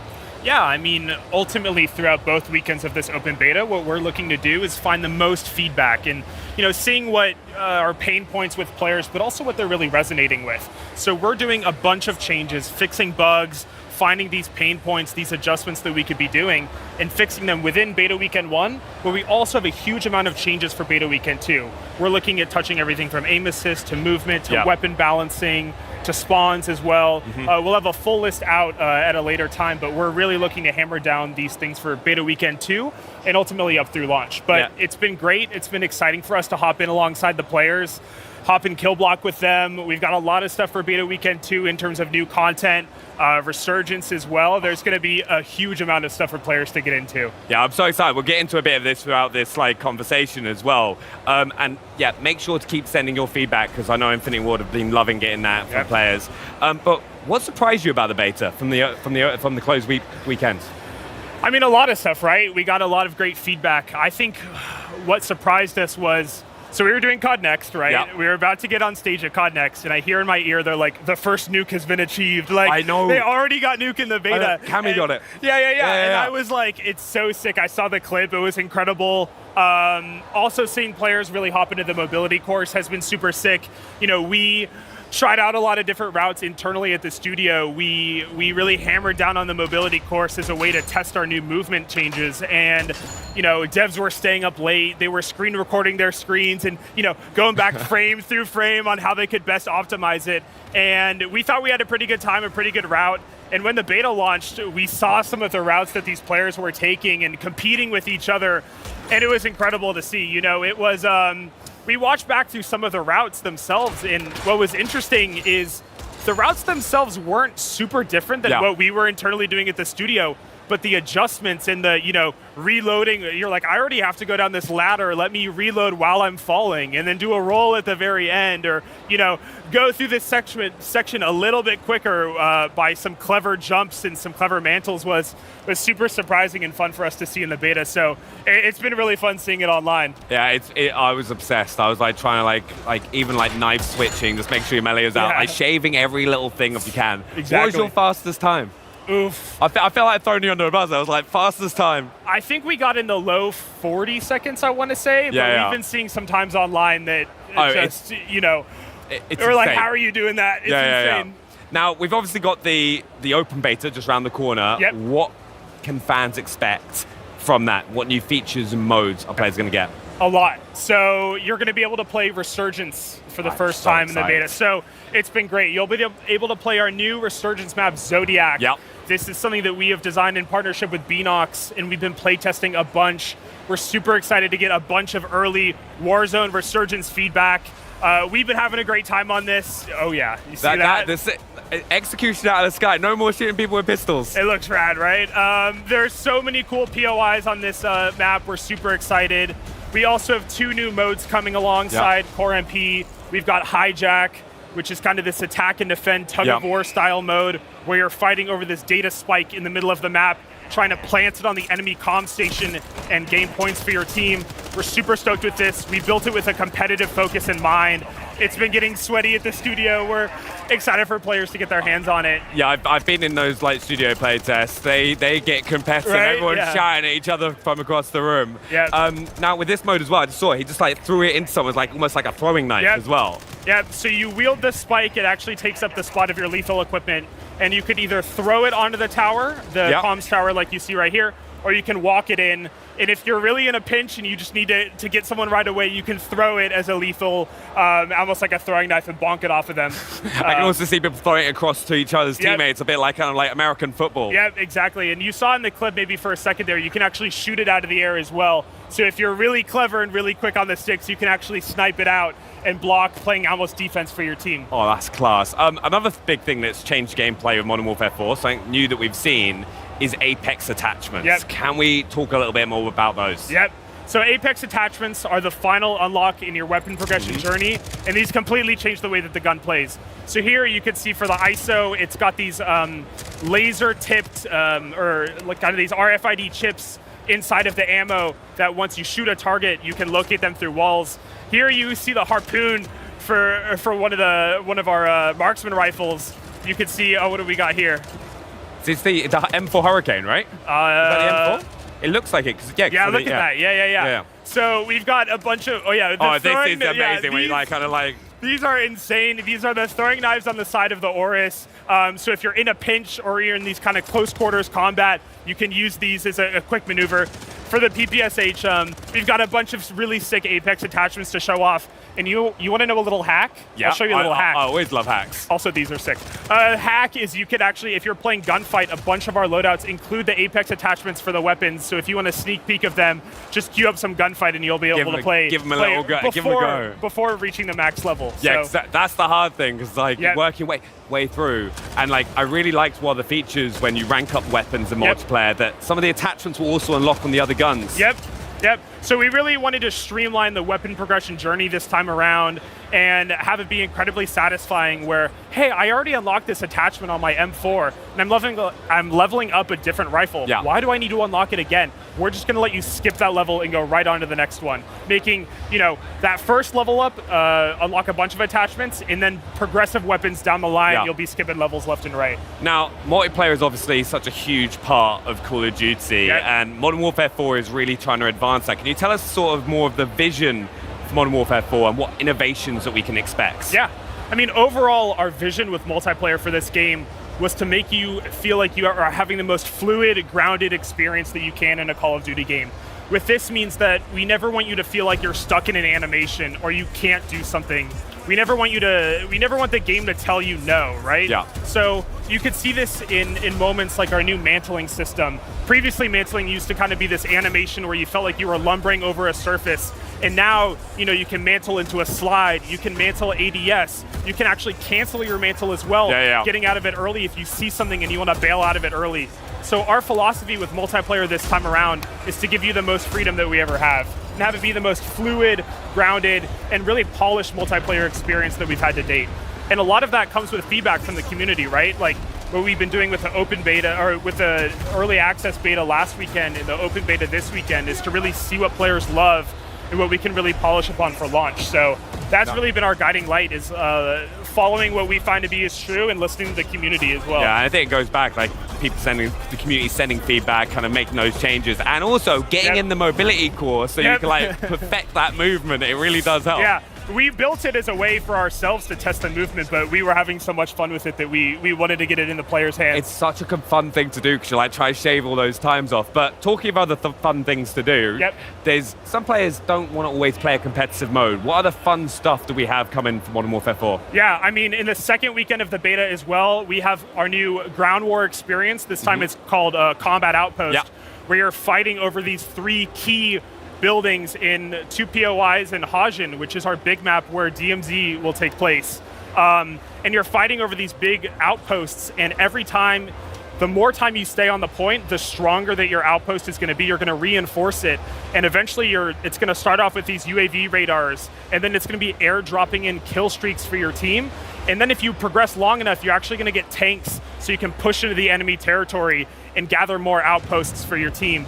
This is super fun. It's this large-scale vehicular combat. You're going to be playing it on 2 POIs in the beta. It's Imgen Farmland and Wolves Stadium.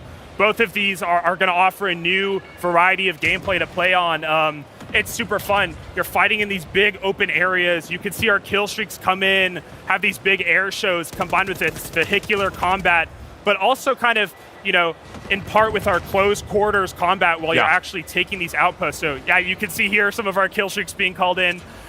This has been a lot of fun. It's played on this large scale combat. It's been a great experience. It's also, the map looks amazing because of course, super excited for the big map experience later on. And just this is the first opportunity people are going to have with that map, with Hajin. So it's great to see. Also, spawns. Yeah. I really want to touch on this because it's such an important part of Call of Duty and like your playing experience. Yep. Can you tell us the approach for that with Modern Warfare 4? I mean, we've gotten a great amount of feedback from the beta, and it's clear that some of our spawns need tuning. So this varies from mode to mode, but what I can say is that we've been in there with you guys in the beta. We are looking at more than just the data. We're looking at the feedback.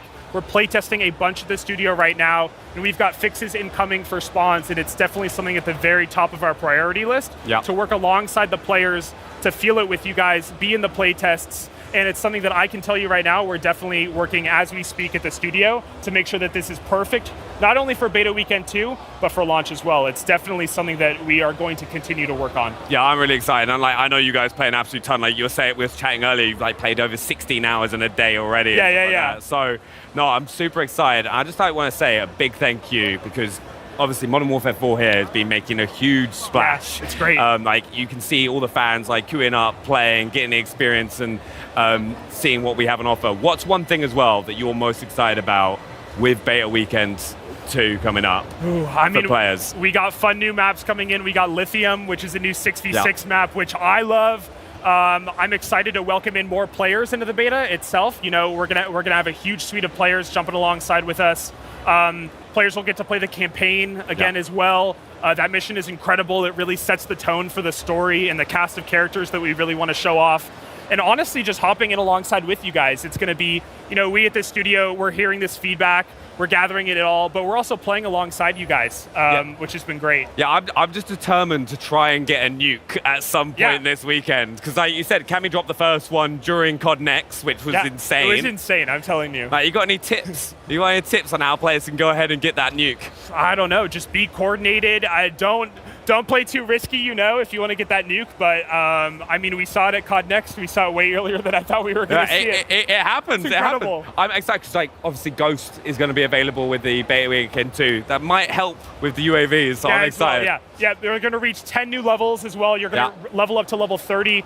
New perks, new field upgrades, new equipment, new kill streaks, new stuff for player progression. So hit that level 30 as well, and there's a lot of fun stuff for you to play. There's so much. You've got multiplayer, Resurgence, you've got the big map, Kill block, single player, campaign. Got a lot of stuff. Yep. It's got to be the biggest beta ever. But Jack, honestly, thank you so much for coming and talking to us. I really enjoyed it. I'm really excited for the weekend.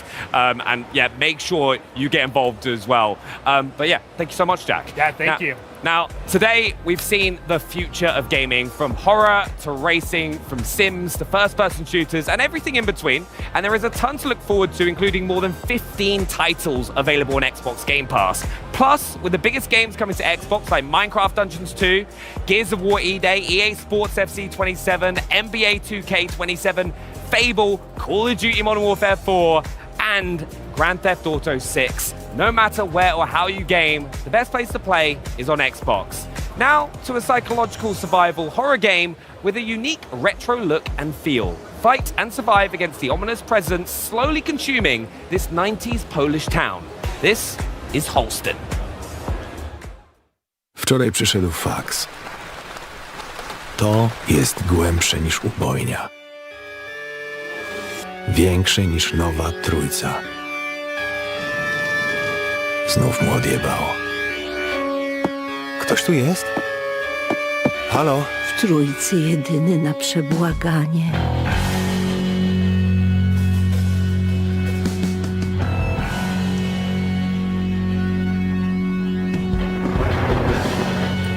Potem zaczęły się schody. Znaleźć Bartka i przekonać go, żeby porzucił swoje śledztwo.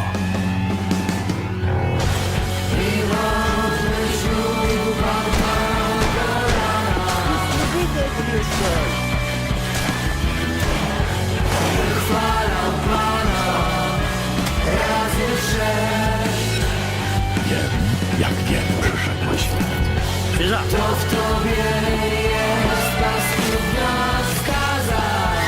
Musisz się z nim zobaczyć?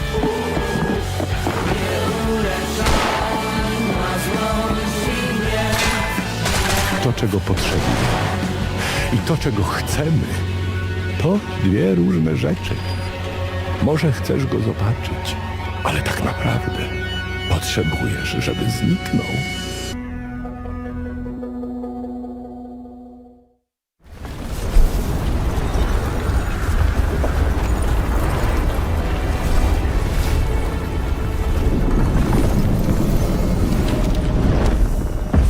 Hello guys, today I'm excited to share a closer look at Tides of Annihilation through our first hands-on demo and the story trailer at Gamescom.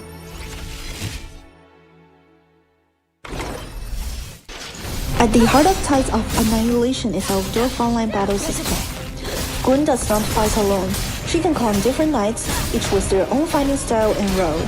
In our first hands-on demo, players can try 5 knights in 8 different combinations. Each setup pairs a main knight with a sub-knight, and different pairings change how you fight.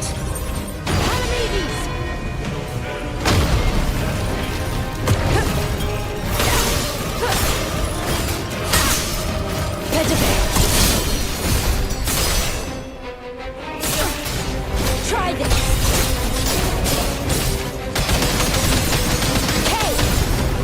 For example, Palamedes focuses on powerful charge attacks, while Kay, the Time Knight, can freeze enemies and control the pace of the battle. Together, they create a simple flow, freeze an enemy, create an opening, then land a heavy strike. Other pairings offer longer combos, more mobility, more control, or bigger burst damage.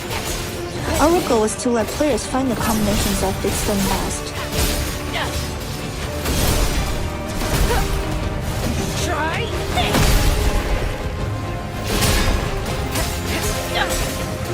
Got me.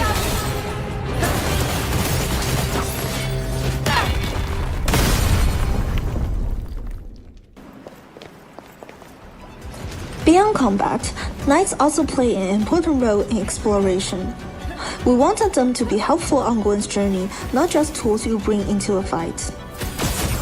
For example, the archer can use a charge shot to break obstacles, ignite certain targets, and even create road paths in the air, helping Gwen reach places she otherwise could not.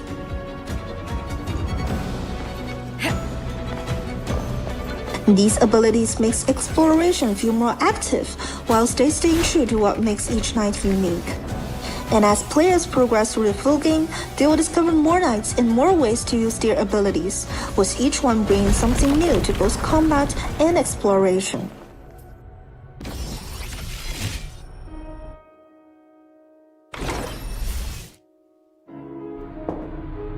While the knights are a big part of Tides of Annihilation, Gwen is still at the heart of the story. Our latest story trailer at Opening Night Live shows an earlier side of her, before she becomes the fighter players meet in the game. At this point, Gwen has just been separated from her sister and thrown into a world consumed by the fog. She is not trying to save the world, she just wants to survive and find her sister. That changes when Guinevere tells her that she carries the power of King Arthur and may be able to command both the fog and the knights. If you wish to reclaim London, you must harness the fog. Her words, "Teach me," mark the moment she decided to step forward. By the time players meet Gwen, she is already stronger and more determined, but her journey is only beginning.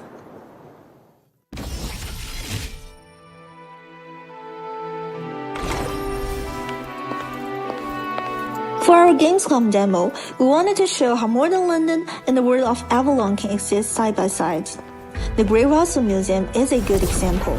We start with a place that feels real and familiar, and then slowly bring fantasy into it.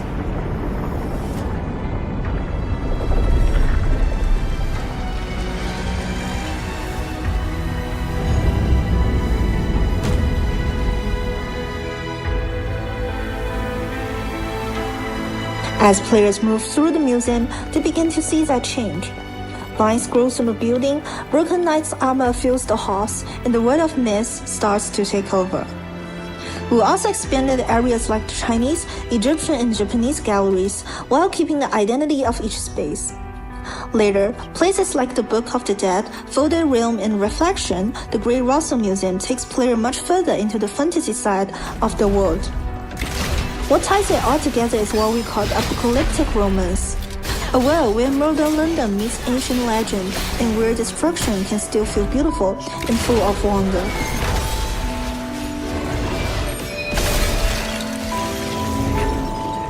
Gwen's journey is only beginning.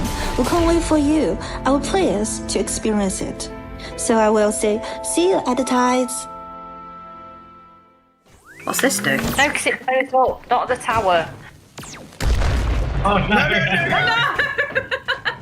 What did you do? Wait, I didn't know that was going to happen. What do you think will happen? Okay, battery is on. Should we put the big things on first and make it easily climbable? You are? There is also a hover pack over here. I would like one of those. This is insane teamwork. Good, isn't it? Yeah, later guys. If that reaches 0, it collapses. I can't roll. You just threw that! My head. Oh no, I got benched! Caravan, anyone?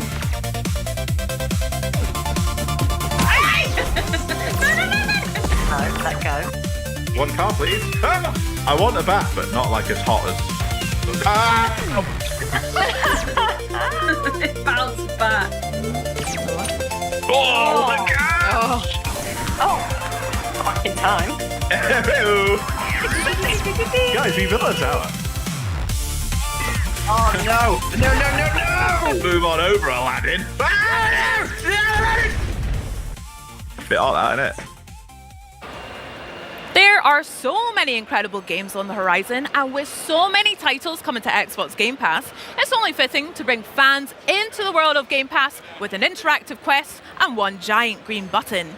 The big green button here transforms the Xbox booth into an interactive quest, powered by Xbox Game Pass. Attendees collect digital stamps by playing games, taking part in activities, and exploring partner activities around Gamescom. New this year, achievements unlock additional opportunities to win prizes, including Xbox collectibles, Game Pass swag, and partner rewards. The experience celebrates discovery, play, and of course, the Xbox community. Of the many, many prizes that lucky fans can win include LG TVs, GeForce RTX 5080 GPUs, and this SteelSeries Arctis Nova 5X wireless headset. So let's see who's up. Have you got your code ready to scan? Let's see what happens. Well done, you. Did you have fun on your quest? Yeah. Good. Ooh, here's all the things we could be looking at as well. Loading on your quest, and when it lights up, hit that button. Beautiful. Way! A charge kit for the Series X. GG's. Oh, look at that. Woo! Well done, you. Bye. Oh. That's cute. Aside from winning prizes, fans here have access to tons of demo stations at the booth, getting their hands on latest titles from studios all across the globe, including Turok Origins. With more on the latest from the franchise, let's throw it over to Charlie and Henry. That's right, Bex, because one of gaming's most iconic dinosaur adventures is evolving for its new generation. Absolutely, and here to talk Turok Origins with us is game director Jesus Iglesias and chief creative officer Tim Willits with a look at new gameplay, new abilities, and the next chapter in this legendary franchise. Thank you so much for joining us, guys. Thanks for having us. Welcome to Gamescom. Have you had a good week so far? Yeah, it's been awesome. We're excited. Excellent. Now, Turok's a very exciting franchise, so I have to ask, have you brought us something fun to watch today?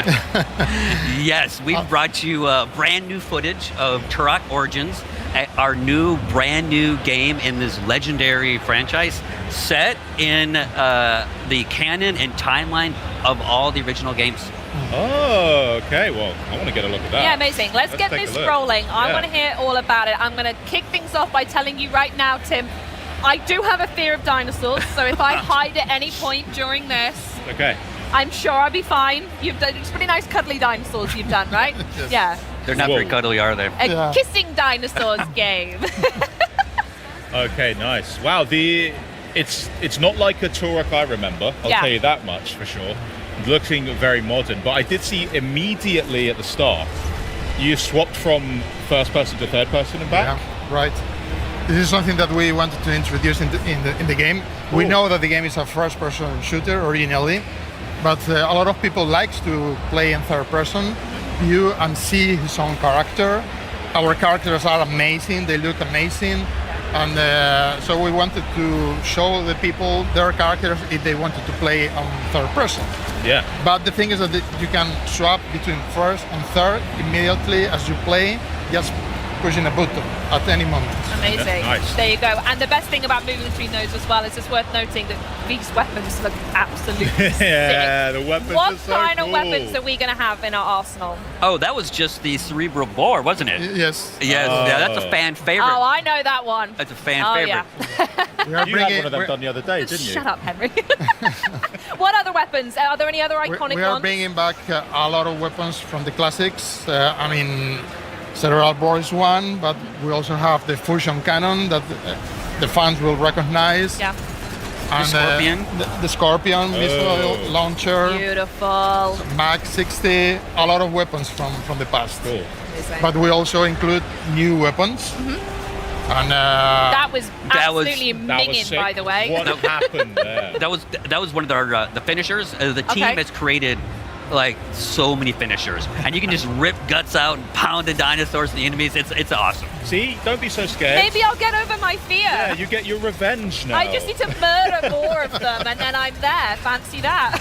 But before that finisher, I also saw the player character kind of like went like this, and a bunch of spikes came out. So yeah. what's going on there? Those are the echo sinks. Which is something that, I mean, every character features a bio suit that allows him to extract resources from the environment and then synthesize in abilities that you can use at any time. Cool. That's cool. See, okay. Yeah, it really adds a different dynamic to the Yeah. combat. It's not just guns and melee. You have all these cool abilities. Nice. Oh, fascinating. And are there anything else aside from dinosaurs that we're going to be fighting? Of course, not only dinosaurs, but something that is more terrifying, that are modified dinosaurs. Oh, worse Oh. dinosaurs. Yes. Okay, maybe you should No, I'm stay back- scared. I'm back out again. Dinosaurs with rocket launchers Oh, for God's attached to the sake, backs. what's wrong with you two? So the Xenias that are our enemies. Oh, I see, okay. These guys. Those guys. Oh, These okay, guys. right. Good to put a name to a face. They don't look good. No. That They also- sounds Nice. good. They have their weapons, but they also transform certain dinosaurs to damages. Oh, ooh, Oh, That was a cool okay. attack. that's cool. That was a cool I attack. like That was that. one of the echoes since. Oh, nice. I also saw before we dropped into this area, there were like these bulbs, like plants that you could destroy, and it kind of opened up the environment. So, did your team kind of work both the combat and the environment together to make a whole experience? Yes, I mean, as you see, there are plants in different colors.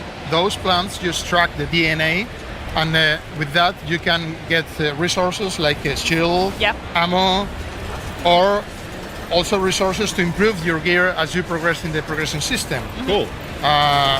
We have a lot of weapons, but we have like 250 modifiers Wow. for those weapons Nice. Oh my that can goodness me. drastically improve or change the behavior of your weapons. I like the idea of you guys having like a whiteboard in the office and just coming up with really weird ways to modify weapons. And go, oh, Tim, I've got a good one today. It's a rocket launcher with another rocket launcher on. But I don't know, it does something else stupid as well. That's it, right? There you go. Yes. Yep, Just that's does how it something works. stupid. There you go. Perfect. I can work with Oh, you, Tim. that's a cool finisher. Oh, Also, that's finishers, which is a very important part of the game. Yeah. The original games, they were really gory, but we have gone a step forward, and we have introduced like 200 unique finishers No that way. you can perform with different melee weapons like this that you see right now. That's sick. I've also seen that the Xenia as well. There are different kind of I suppose enemy types for them as well, because some of them have like Much more guns. tactical. Yes. Yeah. Yes. but- Which adds a really good dynamic. You Yeah. have these crazy dinosaurs, but then you also have the Xenia that can dodge and cover and flank you. So it adds a much more dynamic to the combat. Nice. Okay. Very nice. And I've got to ask, what are primal forms as well when we come to Turok Origins? What do they do? The primal forms are the classes. Okay. What you typically identify as a class, but in this game they are connected with the Native American culture, which is very important on the lore of the franchise. So every class corresponds with an animal: raven, cougar, and bison. And each one has different abilities, of course. And Do you have a preference, Jesus? Which one would you be? I'm very aggressive cougar, which is the specialist He is on definitely weapons. a cougar. That's true. Yes. Yes. Tim, are you a cougar as well? No, I'm more of a raven guy. Yeah. I'm small. Nice. Okay, lovely. No further questions, Your Honor. Absolutely, don't be that as. Honest to God. Okay, what's going on here? Yeah, what's this? Can I just say also, the game looks beautiful. Oh my goodness, yeah. I love the foliage, the density. It looks so cool. What this guy got was what we call the essence of his class. Oh. That is kind of ultimate ability that is also related to the class. Cool. Yes, which happens. So one of your early missions is you have to prove that you're. Oh yeah, that's the best. Live. That's the best. Yes. Yes. So one of the earlier missions, you have to prove that you're a true Turok warrior. That you'll and then you can pick, your spirit and your class. Yeah, okay. Oh yeah. Henry. Oh yeah. Here it comes. Okay, but that's not a normal dinosaur. No, that's absolutely not. That's got a lot of extra accessories going on. What's the story with that? That's one of those that I told you, the Seniors modified. Okay. So this is the boss for the end of this mission. Okay. And it's a very powerful one. It's the first one that you are going to encounter among many others in all the missions. Yeah. And they have a lot of abilities. They have different phases that you have to pass to defeat the final boss. So just to confirm, there are loads of other bosses coming Yes. up, different variants. And mini bosses. This is let's say one of the biggest. Oh, We okay. have- We have mini bosses and we have medium bosses. Okay. Hopefully they don't get much bigger than Yeah, that for I'll your find sake. like a Goldilocks situation of which mini boss I'm comfortable with. Well, here's the thing. Maybe you and I mean, I'm guessing there's multiplayer as well, of course. So maybe Charlie and I can help each other out. Yeah. Get her over her fear of dinosaurs, right? I'll look at all the plants and Yep. you shoot all the dinosaurs. So one of the great things that the team has done with Turok is you can play it solo, offline, by yourself. If you're like me, you have no friends, you can play by no, yourself. Tim might play with you. Hey. Come But on but now. if you're like Jesus and you have some friends, you can play with one friend, with two friends. It's the same game, and but we just want to give players that option. Absolutely. Yeah, and I that's think great. people are going to have options for plenty of friends because I know there are some really long-time fans of the Turok franchise. So what can fans of the originals expect when it comes to nostalgic moments? One of the things that we have done, talking about playing solo and playing co-op, is that the experiences are loyal to the original games. When you play solo, you play a campaign solo mode. You Okay, don't play with bots. Yep. And when you play co-op, you play with friends. But the experiences are different. Each one has been tailored to be perfect on his own. Yes, that's important to say. Yes. Well done, Jesus. Yeah, so love that. so some of the things that we mentioned earlier that original Turok fans will enjoy is like weapons, like the cerebral bore, and there's some other, I don't want to give it away, but some other Easter eggs and some other fun connections to the lore for the hardcore fans. Wow. Okay then. Well, I think. Oh, go on. An important thing is that you can play solo offline, disconnected. Yes. Oh, beautiful. Yeah. So Love when that. the Wi-Fi goes down in my house, Yeah. I'm good. I got Turok. I'm Still good. going. Yeah. Absolutely no problems. Well, thank you so much for joining us, guys. Thank you, This has guys. been a fascinating week, and I know it's a really, really busy Gamescom for you. So thank you for spending some time with us. Yes, thanks for having Thank us. you. Absolutely. Wonderful. Right, well, you can wish list Turok Origins now, and if you're here at Gamescom, swing by the Xbox booth for a chance to play the game. But up next, we're jumping into the fantasy sandbox that is Albion Online. The newest expansion is upon us, and we're celebrating with a cheeky little walkthrough of new gameplay. Henry, let's take a look.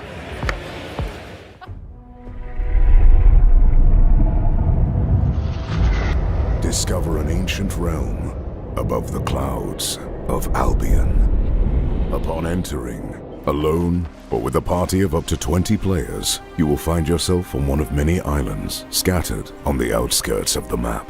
The goal? Fight your way to the bosses in the middle, guarding valuable loot. The islands are interconnected through ley lines, to activate which, you will need a keystone. Your party makes quick work of the keepers guarding it. Now you can progress further inward. But Be careful. There will be other players who will be matched to compete for the very same treasure. Pay attention to the ley lines opening in order to anticipate the movement of your opponents. Even if some of your team get knocked down, unlike other areas, they can't be executed immediately. Instead, even one last remaining player can revive the group. And so, the adventure continues. The final challenge of this map, a ferocious Drake. The fight wasn't easy, but the rewards are worth it. Among the regular loot, you can also find a new kind of map, activating which will lead your party of 20 players into an entirely new raid dungeon. Battling numerous Keeper and Ashborn enemies, and finally, make it into the lair. Here, the biggest and most difficult PvE challenge in Albion awaits your group.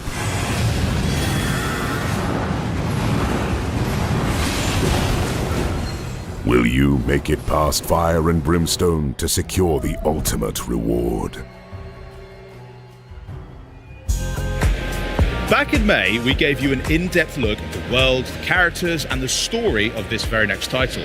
Stranger Than Heaven is a brand new action-adventure game coming January 15th, 2027 from RGG Studio, who are renowned for their ability to craft deeply human stories with thrilling action and some pretty juicy combat. A big thank you, though, to producer Hiroyuki Sakamoto and interpreter Mai Hapsh, who are joining me for a live gameplay presentation, but also to tell us all about this very ambitious title.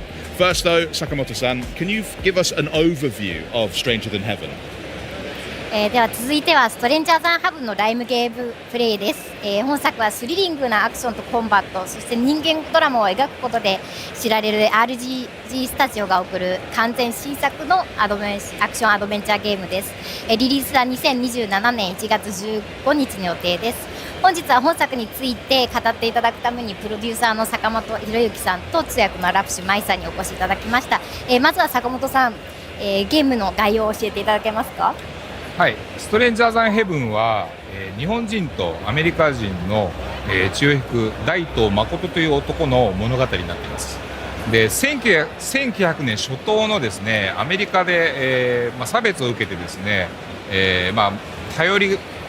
身寄りのない大東誠が日本に渡ってその新たな居場所を求めて、旅するところからこの物語が動き始めます。でやっぱりいろんな差別を受けて日本にやってきたものの、やっぱすごくそこでも生きていくことがすごい苦しい、環境の中、それでもがむしゃらに生きていって、いろんなこの大東誠が持つこの歌を使った工業師としての才能だったりとか、そういった部分が積み重なってですね、約50年にわたるこの人生を描いたゲームがこのストレンジャーザンヘブンになります。Thank you. Stranger Than Heaven follows the story of the protagonist Makoto Daito. He's an outcast of mixed origins, of Japanese and American origins, and he's faced with discrimination in the early 1900s US. He has no family to rely on, and he flees to Japan because he hopes to find a place to belong there in Japan. But he finds himself having to use extreme violence to survive, and on the other hand, he discovers his musical talent to thrive, and you will be able to show this aspect of the showbiz as well. And his whole life spanning across 5 immersive cities and 50 turbulent years of Japanese history between 1915 and 1965. Wow, it sounds like a really quite enthralling and captivating story to be able to play through. And many of RGG's previous titles are quite known for showing depictions of more modern Japan. So what was it like to have the chance to take people back to an era like 1915 and other mid-century eras? How did that influence as well the combat design of Stranger Than Heaven? すごく面白いセッティングですね。RGG スタジオの過去作は現代をとてもリアルに描くことでも有名ですけれども、今回は1915年という歴史を遡ってプレイヤーを過去に連れていくという体験がされましたけれども、これはコンバットデザインにもどんなような影響を与えましたか？まず正直ここまで5つの時代と5つの都市で50年の歴史をゲームの中に作るっていうのは本当に大変だったんですけども、しっかりこうリサーチだったりとか、いろんなこの歴史観を本当にこう体験してもらうために、いろんなリサーチを重ねながらこのゲームをこう積み上げたみたいなところがあるんですけどもやっぱりこれぐらいのスケールのゲームってなかなかないと思うので、この舞台を選んだこの時代を描いたっていったところはすごい大きなスケールのゲームになるっていったところにすごく興奮したことをまず覚えています。でコンバットデザインもですねやっぱりこの主人公が50年歩む中でですねプレイヤーもこう操作することで主人公の大東誠とこうシンクロするようなそういう体験をちょっと味わってほしいなと思って本当にこう一から作り上げたんですけれども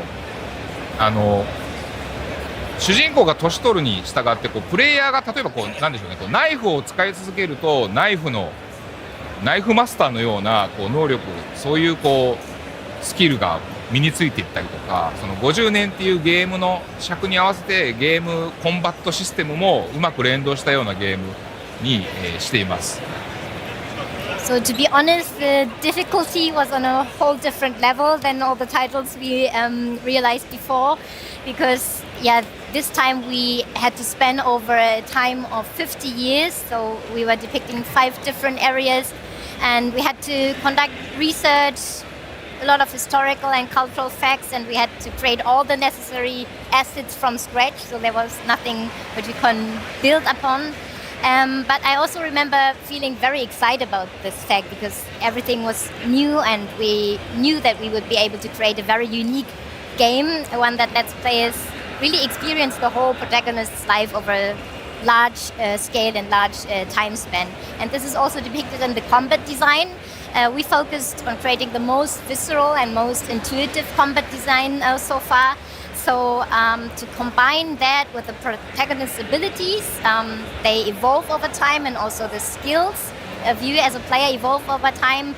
I think we managed to truly create an engaging experience. So for example, if you start using a knife in the beginning, it might feel, you might get used to it, but your knife proficiency increases over the time, and you will be able to unlock special abilities too. And when you will evolve and mature together with Daito Makoto, the protagonist. Yeah, it definitely sounds like it's a journey you'll take together with Makoto-san. Well, I'm really excited to see what you have brought, but why don't you tell us a bit more about the demo that you've actually brought for us? じゃあこう主人公と一緒にプレイヤーも成熟していくという感じですね。面白そうですね。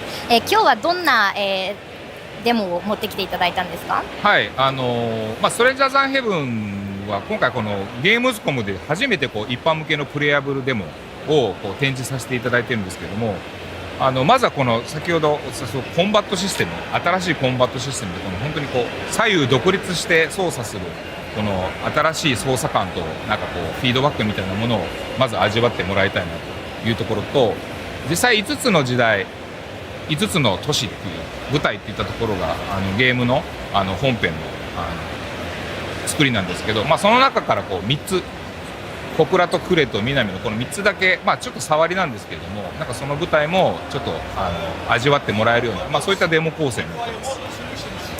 So Stranger Than Heaven is playable at the gamescom to the public for the first time. With a demo focusing on the innovative combat system this time, where you can independently play the left-hand side and the right-hand side of Makoto Daido's body. And we'll showcase that in a minute. Throughout 3 of the 5 expansive cities and eras, you will also experience them in the full version. So namely Kokura, Kure, and Minami. Okay, nice. Well, let's go. Let's see what we got. 早速始めてみましょう。はい。So we're starting off, where are we starting off? Can you give us a bit of context on what you're dropping us into straight away? どこから入るかちょっと補足説明してもらえますか？はい。まず最初は1915年の小倉という舞台から始めていきます。で、この小倉という舞台はですね、物語の中でも当時は本当に日本でも最大級のこの工業都市で、いろんなこの労働者に揉まれながら大東がどうやってこの先この国で生きていこうかみたいな、そういったきっかけの時間軸だったりします。So we start off with 1915 in Kokura, where the protagonist Makoto Daito arrives from the US, and he's struggling to survive as an outsider in this new environment for himself. And Kokura is really an industrial town, said to be home of one of the world's largest foundries. So it's bursting with the passion of hard-working workers and theory workers. And he tries to find his way here. Also, is that the same? そう着てるもの同じですね、これ。同じの着てますね。It looks so Exactly good. the same. すごくかっこいいです。Oh wow, 実際 straight に away. バトルが始まりましたけど。So the battle started already. Yeah, I love that you saw everyone else just clear out. で、みんながこう後に引くっていうところが見えて、すごいいい。Feels like a very a classic Japanese film style to have the town just 日本の映画を思い出すような、 very cinematic. とてもシネマチック、映画的ですね。はい。この新しい操作、本当にこの右左こう好きなように組み合わせて自分でコンボができるってとこがすごく新しい要素になってます。So it's a completely new combat style where you can freely combine combos using your left and right half. Oh, nice. こうガードもこう右左こういう風に左右にできるんですけど。 And equally you can also guard differently, independently, left hand and right hand side. これをタイミングよくやるとパリになって今みたいにいい強い技ができたりします。And if you time it correctly, you can also chain into a parry. So. I already see what you mean when you say visceral.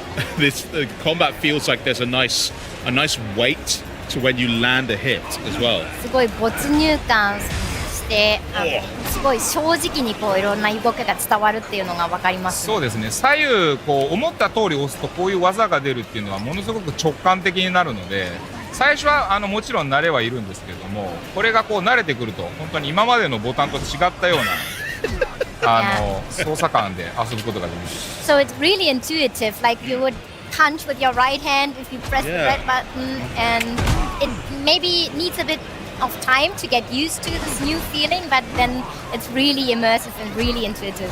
Nice. Whoa. じゃあまずは destroyed. はい。じゃあ次の舞台に次はクレっていうステージになります。And we dive on to Kure. It's the next stage. And is this also a little bit further ahead in time? これは時代も少し。はい、時代もクレも先ほど1915年だったんですけれども、クレは1929年。で、はい。We were in 1915 and Kokura, and now it's 1929.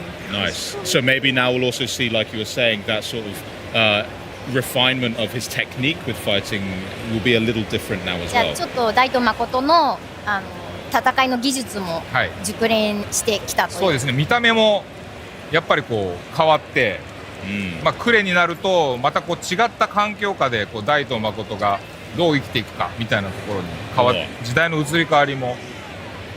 Exactly. You can also see the time has changed on his face and on his appearance. Yeah, in total, the fashion also, is different. ファッションも違いますよね。And also the whole setting, it looks like a different era already.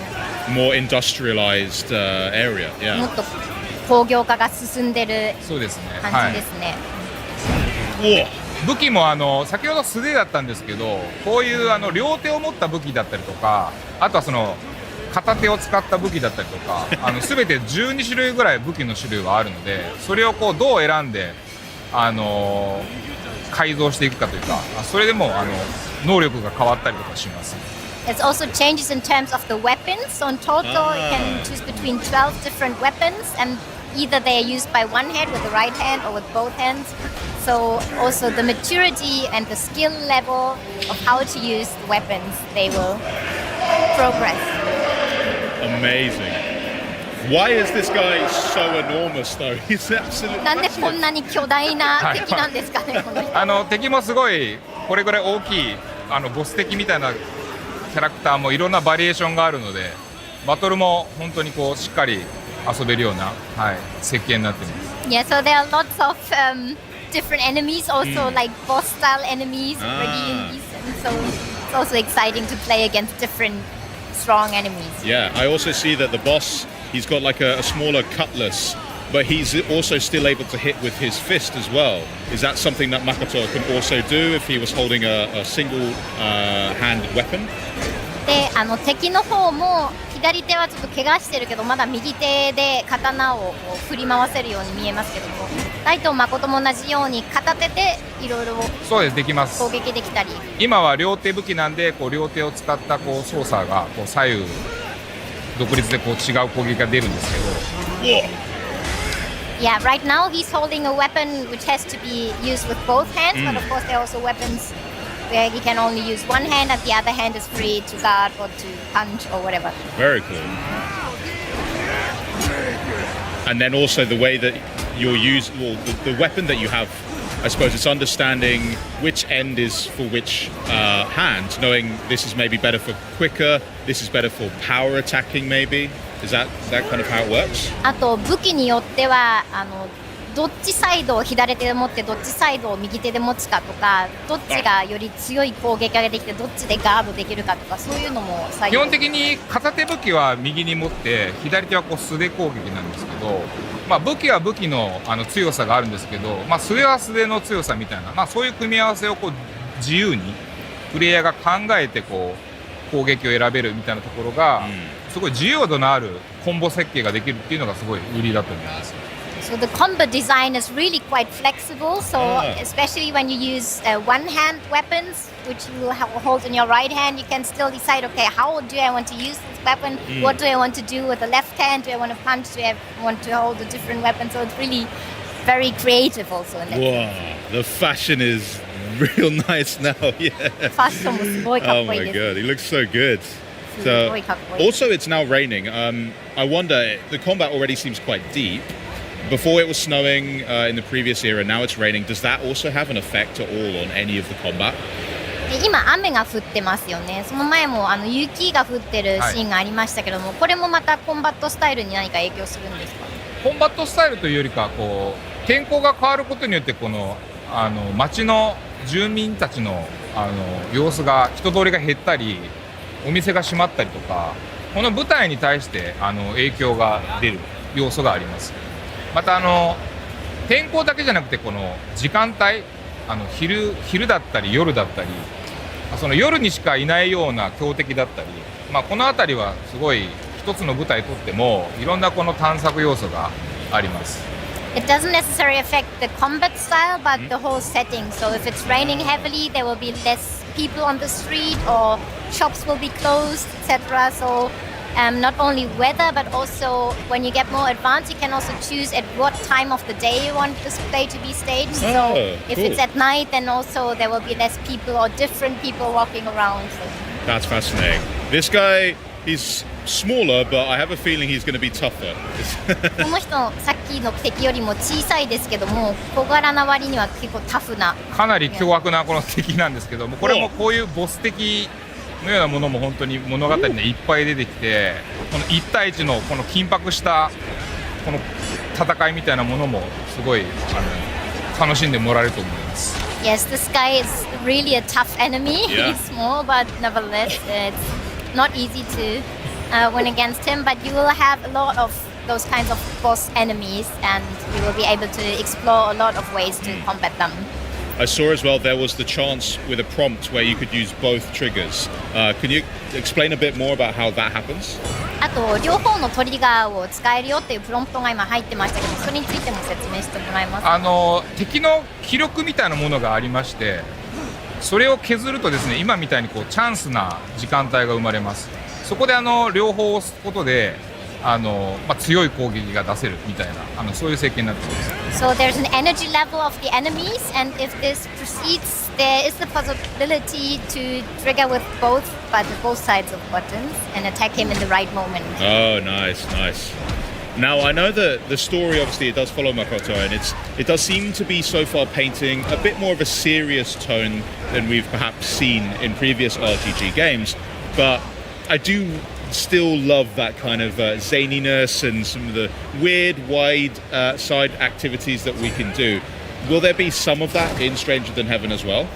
Whoa! 回のタイトルは結構シリアスでダークなトーンだなというふうに感じるんですけども、その過去作のちょっと奇抜なサイドゲームとかサイドクエストとかがあったり、そういうところも好きだったんですけども、そういうのを今回の本作で見られますか？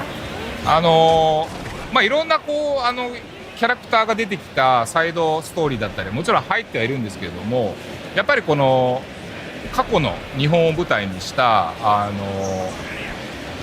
サイドストーリーだったりするので、なんか今まですごく奇抜なコンテンツだった部分からは、少しシリアスなトーンが多めなところもありますね。ただそれはそれでストレンジャーズ・アン・ヘブンならではのいろんなサイドコンテンツを楽しめると思うので、そこは期待しておいてください。So there, of course, will be side quests and side stories which are very unique to Stranger Than Heaven. But so the trademark zany characters maybe a bit less, but you will nevertheless experience a lot of other side quests and a lot of characters. But in total, this is a story about the past and rough times. So the tone is rather rough and dark. Well, it looks unbelievable, and it's everything you promised. The combat is visceral, it's brutal, it looks beautiful as well. Like the lighting on that last stage was so stunning. I loved it. So yeah, thank you for showing us that. Is there anything else that you can maybe tell us about the game that's only going to make sense after I've played it? そうですね、すごくかっこいいゲームになっていましたし、もうデザインもすごいし、なんか最後のステージのライトの感じもすごくいいなと思いました。本当にプレイできるのがすごく楽しみです。プレイしたらすごくここが楽しめるよっていうもの他に何かありますか？そうですね、やっぱりこのストレンジャーズ・アン・ヘブンって一人の男の50年の人生を描いたゲームなので、これだけのこのスケールのドラマっていうのはなかなかないと思います。で、今回デモでは本当にそのコンバットの新しい要素をピックアップして楽しんでもらえるっていうデモだったりはするんですけど、やっぱり本筋はその一人の男を生涯を描いたこのナラティブゲームをきっと味わってもらって、本当に新しいドラマ体験ができると思うので、そこを一番期待してほしいですね。あとはまだまだ音楽を使ったショービズの要素とかもこのバックに遊べる要素として、いろんな楽曲も用意してますので、そこを含めて、魅力を感じてもらえれば、すごく嬉しいと思います。So as far as I'm aware of, I think there are not many games that span the whole life of one single man. Yeah. So this is, in that sense, a really epic drama you can experience. This time with the demo, we just picked up 3 different stages, 3 different cities, to showcase also and to show you what it feels like, what it looked like. But of course, really this epic drama you will only experience by playing through. So I hope you will be able to experience and are looking forward. Also, it's not just a new combat system, but also a big part goes into music. So the whole showbiz element we have not shown yet, but you'll be able to create your own music, and Daito Makoto's showbiz element will be shown. So yeah, I hope you will be able to enjoy and check it out. Nice. I have to ask, just because it looks so good, can I get one of the jackets? すごいかっこいいのであえて聞きますけど、これってもらえますか？どこかで購入できます？まだねこれしかないんで。いずれ皆さん買えるようにもちょっと考えたいと思います。Unfortunately, right now it's not available yet, but we are thinking of ways to get it through to public as well. Sakamoto-san, thank you once again for joining us. Remember, you guys can get your hands on Stranger Than Heaven when it releases on January 15th, 2027. But now to Milizione.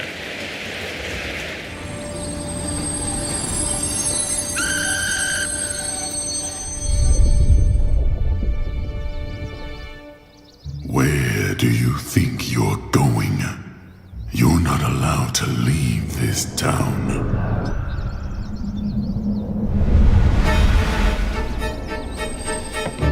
Everyone knows no one is going to help you escape. And if I hear a single complaint about your behavior,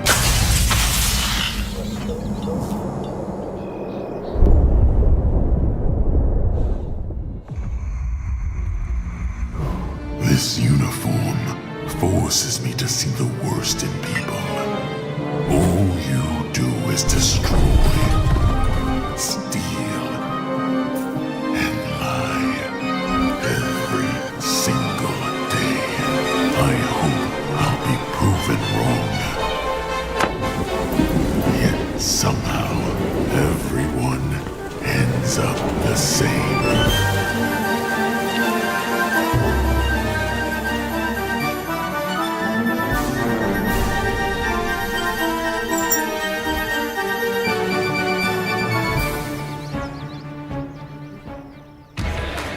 And that is our show. Over the last 2 days, we've had the privilege to feature over 40 games. Charlie, over 40 games made by some incredible teams from all around the world, and they're all coming to Xbox. Plus, with 13 games coming to Xbox Game Pass that we showed you just today, yeah, your library's about to get real full. So whether you're hyped for Minecraft Dungeons 2 or the Xbox console exclusive Gears of War E-Day. Maybe it's EA Sports FC 27. Maybe it's Fable, NBA 2K27 too. Modern Warfare 4 or Grand Theft Auto 6. No matter how you play it, the best place to play the biggest games is on Xbox. And finally, make sure to check out the Xbox On YouTube channel to view and share some of the segments that you might have missed. So until next time, thanks for joining us. This is Xbox at Gamescom 2026. Bye! Bye! Bye!